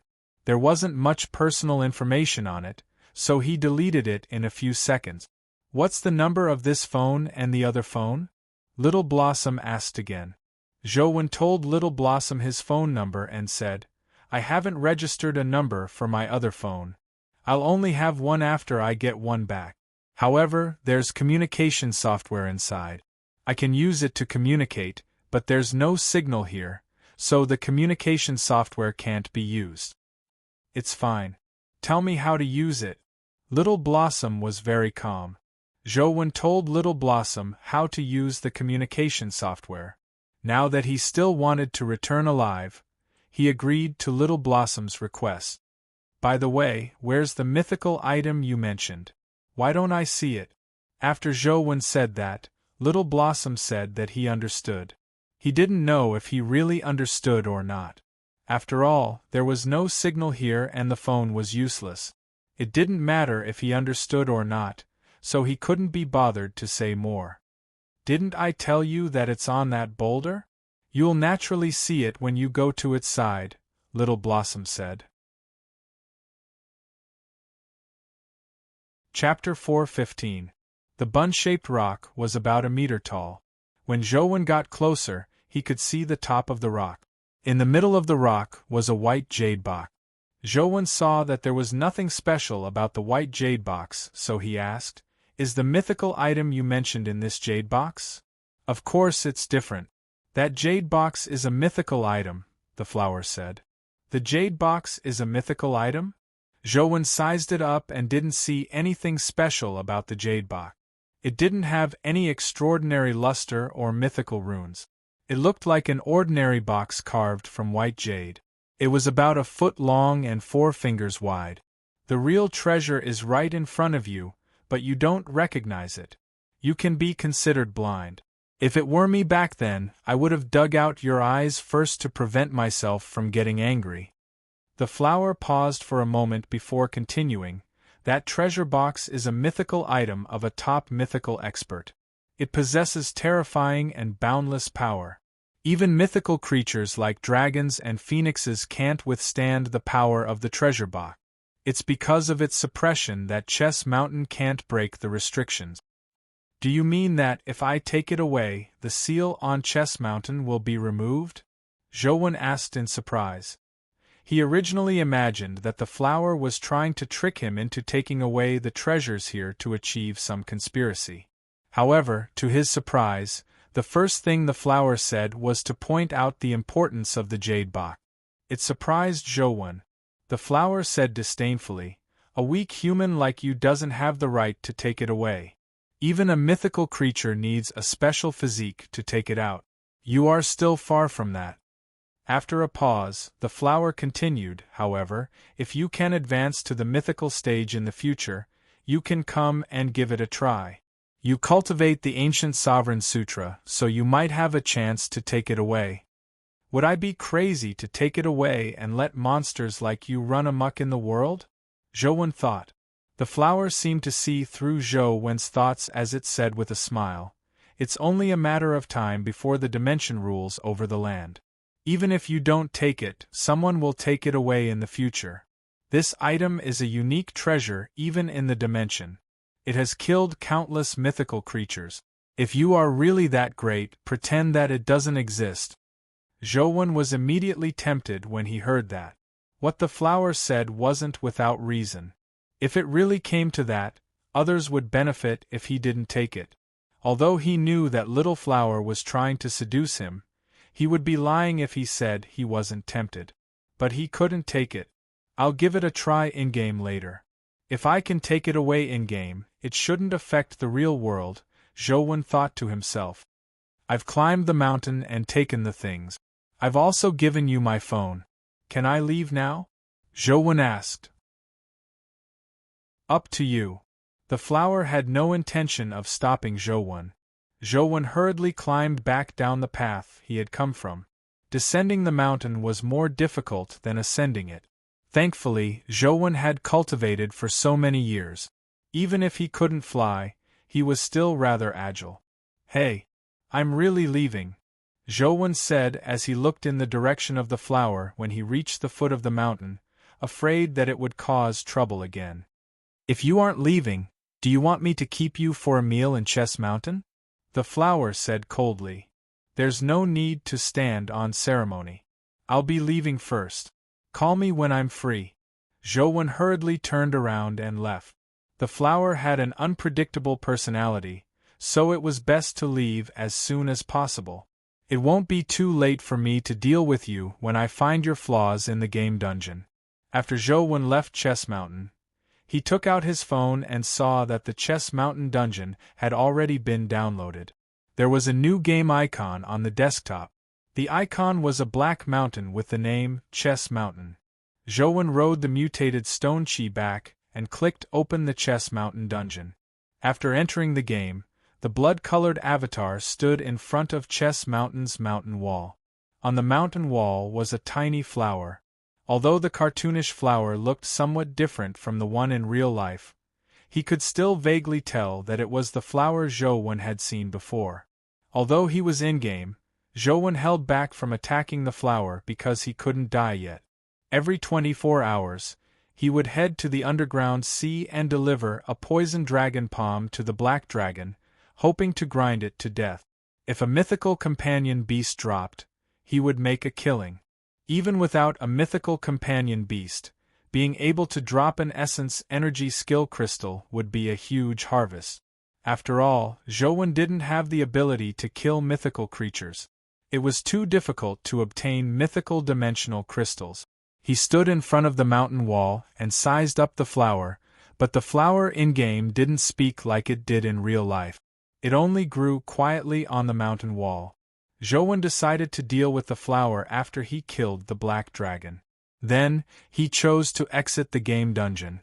In the dark cave, a seductive woman was chained up by crisscrossing chains.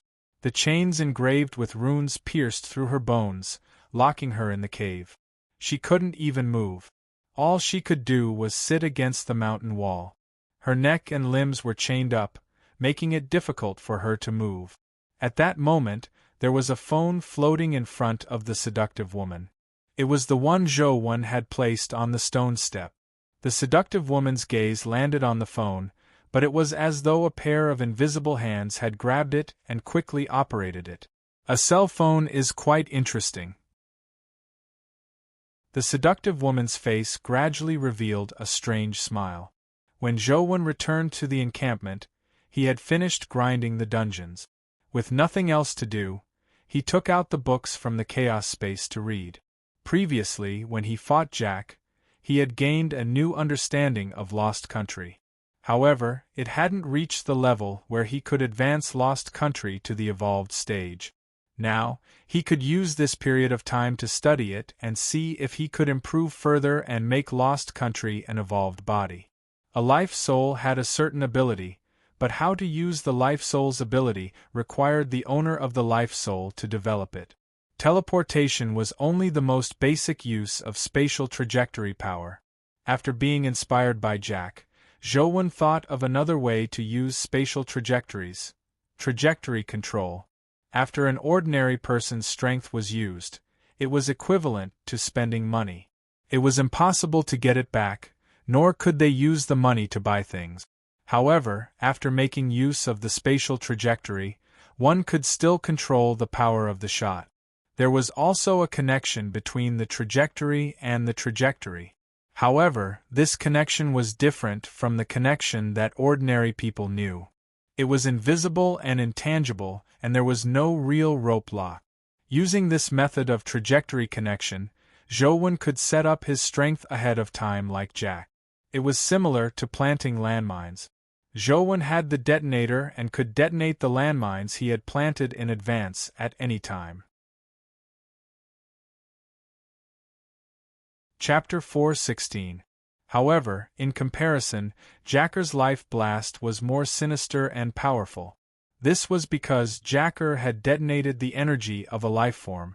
In other words, he didn't expend his own primordial energy. All he did was use it. Zhou Wen's method required him to expend his own primordial energy to set up the landmines. It was much more troublesome and draining. However, Life Blast was too sinister. Every attack required the lives of others as the price. The stronger the life energy, the stronger the explosive force after it was detonated. Zhou Wen attempted to use the spatial trajectories he had figured out. Every connection of the trajectories would form a string on the ring. If there were too many connections, the ring would be covered with all sorts of lines like incantations. Zhou Wen had been studying the effects of spatial trajectories and using them as a breakthrough point in an attempt to advance Lost Country to an evolved body. Unfortunately, the advancement of a life soul wasn't that simple. Zhou Wen studied it all afternoon but didn't make much progress. However, he was much more familiar with the use of spatial trajectories. Dr. Little Zhou, you're staying here? I really have to thank you for saving Lu Gui's life last time. Dr. Lu said that if you hadn't dealt with it in time, Lu Gui would have died. Zhou Wen felt uncomfortable reading in the room. Just as he took the book to the door and moved a chair to sit by the door to read, an officer holding a wash basin immediately greeted him when he saw him. It's nothing. It's what I should do. Zhou Wen had treated it as a last resort back then. He didn't wish to do such a thing a second time. Dr. Little Zhou, I've been to the river too many times recently and have a rash on my body. Although it's not too serious and will fade in 2 days, it's really itchy. Is there any way to stop the itch? The officer asked Zhou Wen. Of course.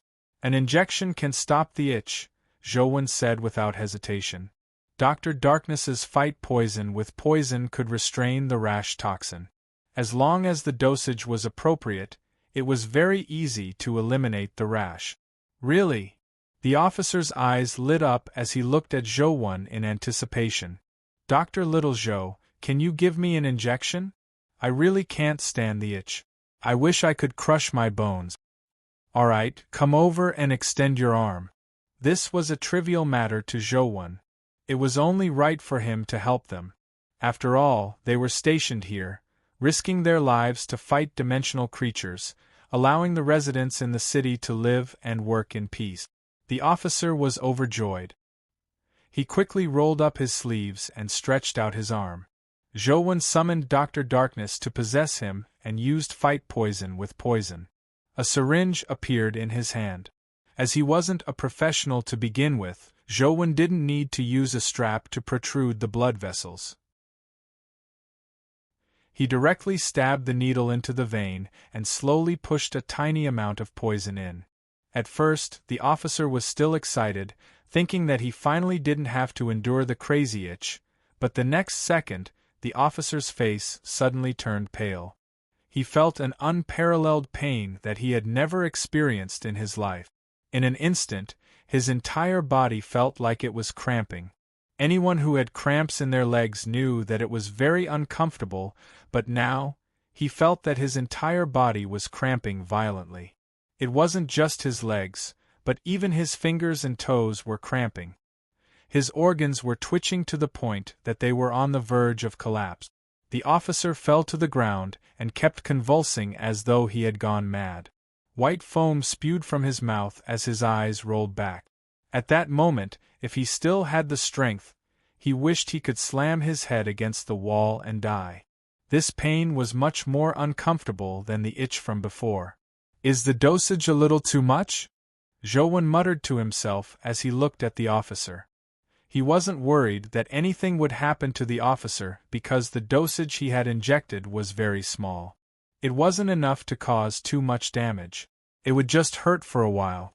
The nearby soldiers didn't know what had happened as they surrounded him in concern. Seeing that the officer was convulsing so much that he couldn't speak, they wanted to send him to the medical team. Don't touch him. He'll be fine soon. Zhou Wen stopped the soldiers. One of the soldiers seemed to understand it very well and said to the other soldiers, "This little brother is right. This is called sheep's delirium. You can't touch him when he's convulsing, or else he might die. Quickly put his head to the side and use something to block his tongue." Don't let him bite his tongue. He should be fine after a while. Epilepsy, my ass. The officer finally endured the most painful period as he sat up with a pale face. At that moment, he was filled with regret. There were a few times when he thought of dying to save himself from suffering such inhumane pain. If he had known that it would be so painful, he would have rather suffered the itch. Dr. Littlejoe, thank you. Although he regretted it, the officer still thanked Jowen politely before leaving with a pale face. Jowen didn't think much of it. It was just a small matter to begin with. However, Jowen never expected that a simple matter would be of great use at night. The officer led a team of soldiers on patrol as usual. When they patrolled to a spot by the river, a strange fish suddenly stuck its head out of the river and spat out a mouthful of blood at the soldiers on the riverbank. The soldiers dodged, but the blood covered a large area like rain. They dodged very quickly, but they were still drenched. The other soldiers were poisoned on the spot and fainted. Red rashes began to appear on their bodies. Only the officer was surprisingly fine despite being drenched in blood. Thankfully, he hadn't fainted, allowing him to bring his soldiers back to the camp in time. Otherwise, if all of them had fainted, they might have died without being discovered.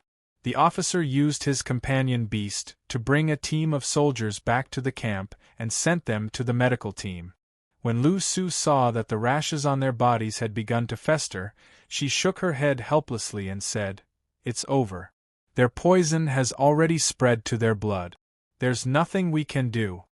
The officer was immediately stunned when he heard that. He said in disbelief, "Impossible. How can there be no hope? Dr. Liu, think of another solution. There must be a way to save them." These soldiers had been with him to this day, so how could he not have feelings for them? He naturally couldn't accept it when he heard that they were about to die. They were sprayed with blood by the dimensional creature you mentioned. The poison spread too quickly. There's no saving them. Thankfully, you weren't stained with blood. Otherwise, you would have ended up like them, Lu Su said. That's not right. I was also stained with blood. Why am I fine? By the way, it's Dr. Littlejoe. Dr. Littlejoe can definitely save them. Last time, Lu Gui was worse than them. It was Dr. Littlejoe who treated him. Dr. Liu, quickly get Dr. Littlejoe over. He can treat them, the officer said anxiously. Chapter 4:17. Lu Su frowned and said, "The Dr. Zhou one you mentioned previously doesn't exist in our medical team. If there was one, why wouldn't we get him to save you? How can there not be one? He's clearly a member of your medical team. I've even seen his identification. By the way, he's not a doctor. He's an intern," the officer said. "There's no such person among the intern doctors. There's no one with the surname Zhou." Lu Su felt that the officer must have been too upset and was beginning to spout nonsense. If he had really been sprayed with blood, how could he have returned alive? Furthermore, he had pulled his comrades back while he appeared fine. Impossible. He's clearly here. As the officer spoke, he seemed to think of something. He ran out as though he had gone mad. Sigh. What a sin. Lu Su sighed.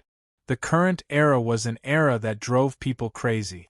Although humans had superpowers that they didn't even dare to dream of in the past, they also had to bear unimaginable pressure at the same time. Many people couldn't bear the blow and became mentally ill.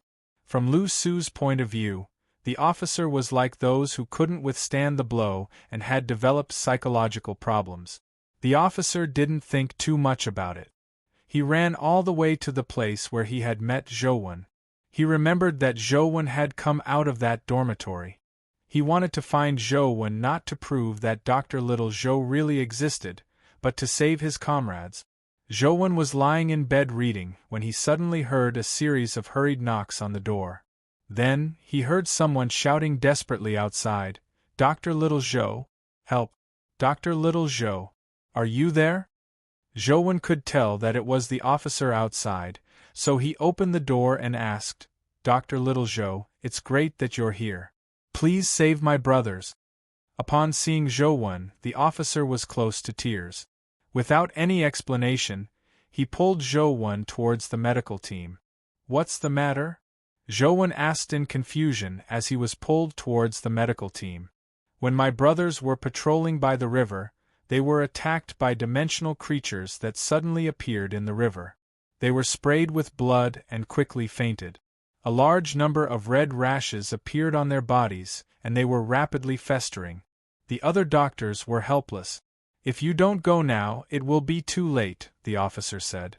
When Zhou heard that, he hurriedly quickened his pace. He didn't wish to see a living person die in front of him. Since it was only a matter of time, he had to do his best. Soon, Zhou was pulled to the medical team by the officer. He saw 6 soldiers lying in a special ward with 2 nurses and a doctor taking care of them. However, their situation did not improve at all. The red rashes on their faces and hands had already festered into bloody holes. From afar, it looked like their faces were covered in bloody flowers. There was no beauty to it at all. It only made people shudder. Dr. Littlezhou, quickly save my brothers. Quickly give them an injection, the officer said anxiously as he tugged at Zhou. Are you the Dr. Zhou they were talking about? Lu Su sized up Zhou suspiciously. She was certain that Zhou wasn't from the medical team. She knew everyone in the medical team, and there was no such person. Furthermore, Zhou looked too young. He was probably not even 20 years old. It was no wonder the officer called him Dr. Littlezhou. Nowadays, people typically entered university at the age of 16 or 17. After graduating from university, they should be past the age of 20. I'm a new intern doctor, Zhou. I haven't reported to the medical team yet, Zhou said as he showed his identification. Lu Su took the identification and looked at it. It was indeed real. He was really an intern doctor. This person wasn't a figment of the soldiers. Can I take a look at their injuries? Zhou asked Lu Su. Of course. Lu Su also wanted to know if Zhou could really treat the poison. If he could, Lu Su would even be very grateful to him. The army wasn't a hospital. There weren't any comparisons, selfishness, or jealousy that ordinary doctors had. Saving a soldier's life was more important than anything else. Furthermore, if Zhou could treat the rash, it would be a great thing for the entire Chess Mountain garrison. It would resolve a huge problem for them. Seeing Lu Su agree, Zhou walked to an injured soldier and looked at his injuries. The 2 nurses beside him looked at him curiously. Zhou looked younger than them, but he was addressed as a doctor by the officer. Furthermore, he seemed to have placed all his hopes on him. This made them very curious about what kind of person Zhou was and if he could really treat the rashes on these soldiers. Zhou could tell at a glance that it was indeed the same as the rashes from before. He immediately summoned Dr. Darkness to possess him and used fight poison with poison. A syringe appeared in his hand. Without any hesitation, Zhou grabbed the soldier's wrist and injected it. Lu Su was given a fright. She wanted to stop him, but it was too late. Zhou had only taken a glance before injecting him. It was a little unreliable. However, on second thought, Lu Su realized that no matter how unreliable he was, there was still some hope. Even if Zhou didn't administer the needles, these soldiers wouldn't survive, so she didn't stop him. With his previous 2 experiences, Zhou roughly knew what dosage to inject.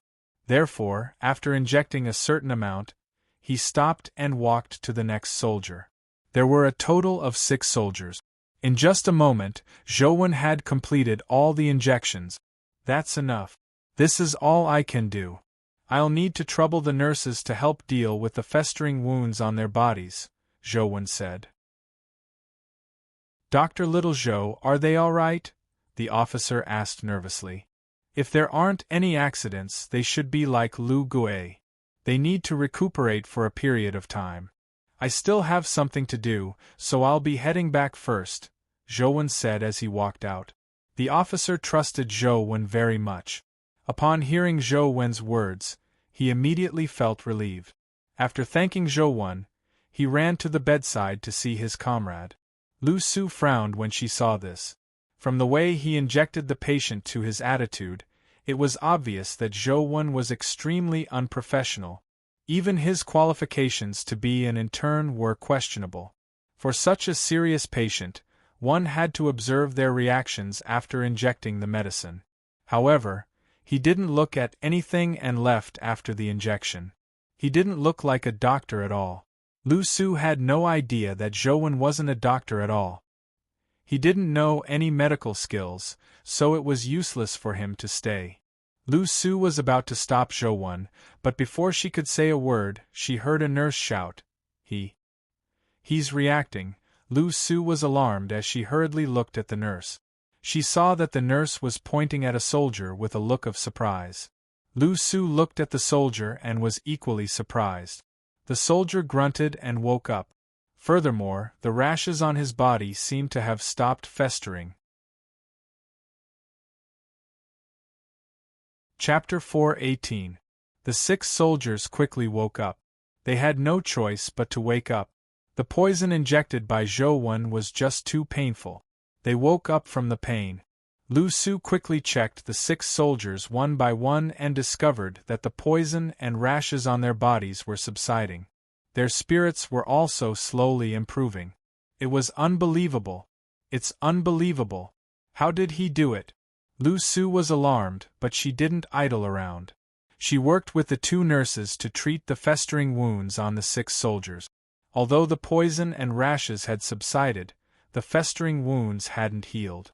They still needed to be treated. After working for half a day, when the 6 soldiers fell into a deep sleep, the surprise in Lu Su's eyes became more and more intense. What was certain was that the rashes on the soldiers' bodies had indeed subsided in such a short period of time. How did he do it? Lu Su had studied it for a long time, but she failed to find a way to treat the rashes.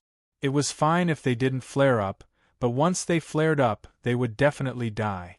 But today, these 6 soldiers had already taken half a step into the gates of hell, but they were still revived by Zhou Wen's needle. It left her in disbelief. What kind of medicine is he using? Why is it so effective? Lu Su thought to herself. "Thank you, Dr. Lu," the officer said gratefully to Lu Su. Although Lu Su hadn't treated his comrades, she had done her best. She had even helped them deal with the festering wounds on their bodies. This was already very commendable. "Let me ask you, were you really stained with blood?" Lu Su asked the officer. "That's right. If I could react in time, I wouldn't have let my comrades be drenched in blood," the officer said. "Then why didn't you get infected with the rashes like them?" Lu Su asked again. She naturally believed the officer's words. The officer thought for a moment and said, "It should be this morning. I got Dr. Little Zhou to give me an injection. The effects of that injection are still there, right?" Now, he was very glad that he had gotten Zhou Wen to give him an injection. Otherwise, they would have been dead by the time the other patrols discovered them. In comparison, the pain he had suffered was nothing. Is it because of the long-lasting effects or the formation of antibodies? Lu Su thought to herself. If it was the latter, the medicine Zhou Wen used would be even more precious. Lu Su planned on finding a time to have a good chat with Zhou Wen to see if it was possible to promote the medicine and benefit the soldiers.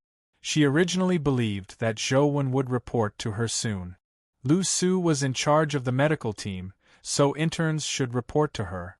However, Lu Su didn't see Zhou Wen the next day. Lu Su did not get angry because of this because she knew very well that interns should report to her first before their medical team could arrange accommodation and issue certificates. Zhou Wen didn't report to her, but he already had a residence and identification. Clearly, his identity wasn't ordinary. Furthermore, Zhou Wen could actually treat rashes. This made Lu Su feel that his background wasn't simple. Therefore, she planned on paying him a personal visit. The officer often visited his comrades, so it wasn't difficult for him to find out where Zhou Wen lived. However, when Lu Su arrived at Zhou Wen's dormitory, she realized that the door was locked and there was no one inside. However, after seeing Zhou Wen's residence, Lu Su was even more certain that Zhou Wen wasn't an ordinary intern doctor. How could an intern doctor live in a single dormitory? Even low-ranking officers didn't have such treatment. As the main person in charge of the medical team, she barely managed to get a single room. Lu Su thought for a moment and returned to the medical team. She planned on visiting him at night. Zhou Wen wasn't at the encampment because his phone had been taken away by the flower. He had no way of contacting his classmate. He hadn't had the time to apply for leave for Wang Lu to buy breakfast for her. Therefore, Zhou Wen asked Qin Wufu's adjutant for a pass and went to a nearby city to buy a new phone. Zhou Wen didn't have much of a pursuit for a phone. As long as it could be used, he bought a cheaper one and registered for a new number. Although he could report the loss of his old number and get it back, Zhou Wen was afraid that something would happen to the flower, so he changed his number. After doing everything, Zhou Wen logged into the communication software and planned on sending a group message to tell them that he had changed his number. However, just as he logged in, he kept receiving messages. When he opened them, he saw that many of them were from Wang Lu. "Big liar, you don't keep your word. You're insincere. You only lasted 1 day. You didn't even last the 2nd day. Stingy. Stingy. Can't bear to part with that bit of money for breakfast? Do you not dare to speak because you know you're in the wrong? Sorry, I was being pursued and lost my phone. I didn't have the time to contact you. I won't forget what I promised you. Wait for me to return." Zhou Wen replied. Zhou Wen also replied to Li Xian and Huang Ji's messages. Finally, Zhou Wen saw a system message. When he opened it, he saw that it was a friend request. Zhou Wen subconsciously wanted to turn off the message. Typically, he wouldn't randomly add friends unless it was a friend request that he had agreed to in advance. However, when Zhou Wen saw the ID of the friend request, he was immediately alarmed. His hand that was about to delete it froze. The Dharch. It can't be. It's just a coincidence. There's no signal at Chess Mountain. That flower doesn't have hands, so how can it use its phone? It actually knows to add me as a friend? Zhou Wen looked at the friend request in surprise and had the urge to immediately delete it. However, Zhou Wen knew that escaping wouldn't solve the problem. Therefore, he accepted the friend request, hoping to see if the Dharch was the flower or if it was just a coincidence. "Why did you take so long to accept my friend request? Are you tired of living?" Just as he accepted the request, the Dharch sent him a message. Zhou Wen found it unbelievable that a flower could use a phone, but from the tone, it did seem like it was carved from the same mold as the flower. "Who are you?" Zhou Wen probed. "Why? Have you forgotten me so quickly? Do you want me to make another wish for you to deepen your memory?" A message was quickly sent back. "So it's really the Dharch. I never expected you to be able to use a phone. There shouldn't be any signal there, right? How did you go online?" Zhou Wen replied. "How can such a trivial matter stump me?" The Thearka's reply clearly sounded smug, but she didn't say how she had done it. "Since you know how to use a phone, I suggest you read books or television dramas online. I personally recommend Super Genes to you. It's especially good. You should be interested." Just as Zhou Wen sent the message, he regretted it.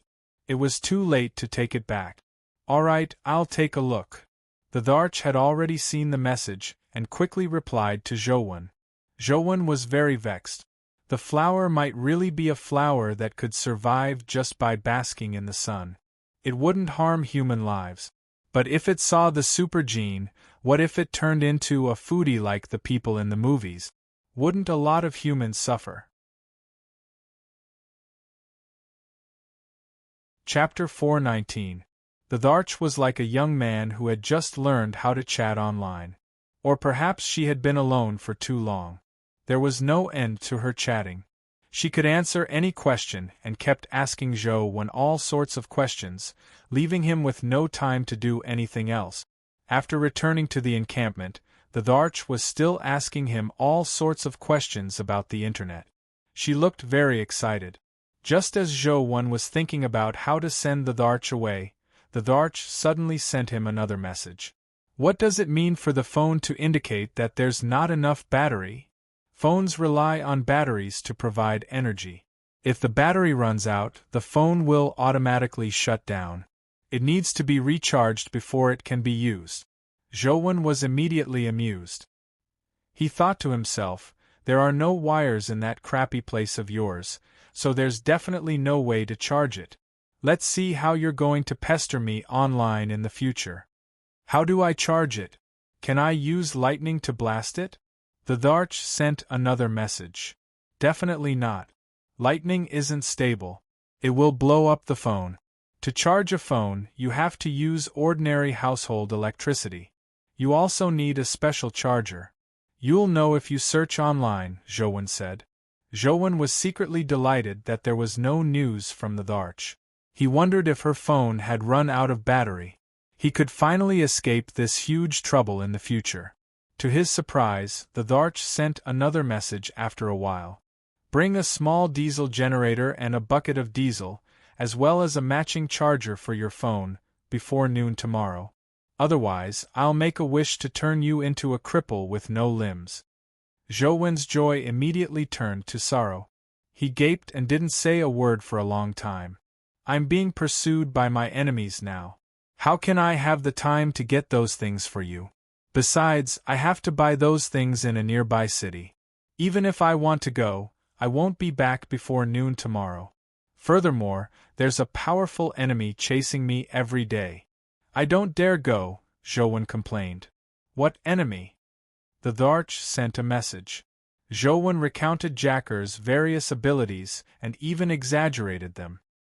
He deliberately exaggerated Jacker's strength, as though he would be blasted to death the moment he stepped out.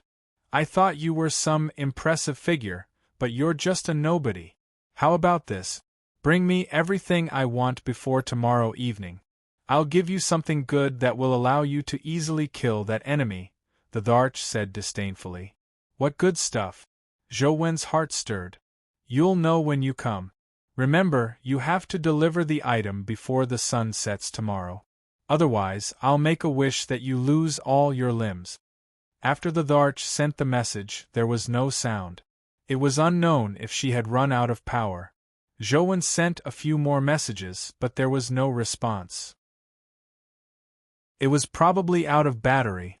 I wonder if the wishing ability of that flower can work on me from a distance? Zhou thought for a moment and felt that it wasn't worth it to gamble his 5 limbs for a generator and some diesel.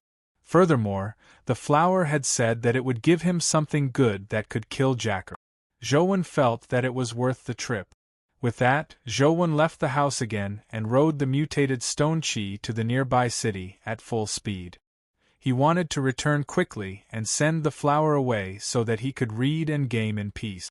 The mutated stone chi wasn't slower than a car. Furthermore, he didn't need to take the roads. Zhou went straight to the nearby city and quickly bought all the items needed for the flower. Zhou originally wondered if he would encounter an ambush from Jacker on the way, so he had been careful the entire time. However, nothing happened. Jacker didn't appear. It wasn't that Jacker didn't want to ambush Zhou, but that he didn't have the time. Shinyuchi had indeed given him quite a number of companion beasts, but those companion beasts had owners. Shinyuchi had to think of a way to get their companion beasts over. Those people were all prisoners in Heaven's prison. Shinyuchi didn't expect them to return alive when he sent them over. Jacker forcefully plundered their companion beasts one by one, spending quite a bit of time and effort. He couldn't complete it in a short period of time, so he didn't have the time to ambush Zhou. Zhou brought the small diesel generator, a 20-kilogram bucket of diesel, and a charger to Chess Mountain again. He saw the flower. Just leave the items by the side of the mountain wall. A familiar woman's voice sounded from the flower. The Dharch, I spent most of my savings to buy these things. You have to use them sparingly. If you damage them, I won't have the money to buy you new ones, Zhou lamented. He mainly didn't want the flower to make him buy more things. Don't lie to me. I saw that the price online is very cheap, the Dharch said. The price is very cheap, but I don't have the time to earn money. If I don't have an income, how can I have money? Buying these things has almost used up all my savings, Zhou said. The Dharch seemed to think that Zhou words made sense. After some thought, she said, I have some things here. Take them and exchange them for money. I left them on the stone steps at the top of the mountain. Take them yourself. Also, the thing I promised you is there. You can use it to deal with your enemy. As long as you aren't too stupid, he will definitely die if he dares to come looking for you. What is it? Zhou asked. You'll know when you see it. The Dharch didn't tell him directly. Zhou had no choice but to climb to the top of Chess Mountain. Indeed, he saw two more things on the stone step. One was a dimensional crystal and the other was a small bone flute. If your enemy comes looking for you again, blow the bone flute. It will definitely be useful when the time comes. Take the other dimensional crystal and exchange it for money. The Thearka's voice sounded from the mountain wall. Zhou saw that the bone flute was very simple and crude. He didn't know what animal's bone it was made of, nor did he see any special aura flowing about it. It was similar to something from the mortal world. The other dimensional crystal was actually a primordial energy skill crystal. The projection inside was a jade pipa. It looked rather gorgeous, but he didn't know what level the primordial energy skill crystal was. He could only wait until he returned to use the mysterious phone to take a look. He was afraid that the flower would take a fancy to him if he took out the mysterious phone. How do I use this bone flute? Zhou put away the dimensional crystal and asked while holding the bone flute. When you see him again, use all your essence energy to blow the bone flute. When the time comes, it will naturally be useful. However, let me tell you, this bone flute can only be used once. Don't use it recklessly, the Dharch said. Seeing that she wasn't willing to tell him, Zhou had no choice but to put away the bone flute and return. When he reached the foot of the mountain, he saw that the generator and diesel he had placed at the foot of the mountain had disappeared. He had no idea where they had gone. The flower didn't make another sound and ignored Zhou. This suited Zhou's intentions as he rode the mutated stone chi away from Chess Mountain. After he left Chess Mountain, he hurriedly took out his mysterious phone and snapped a picture of the dimensional crystal. He was immediately alarmed. The dimensional crystal was a mythical essence energy skill crystal. You're tuning in to the Phoenix Knights YouTube channel. Don't forget to subscribe and join us on this journey to catch the most captivating stories.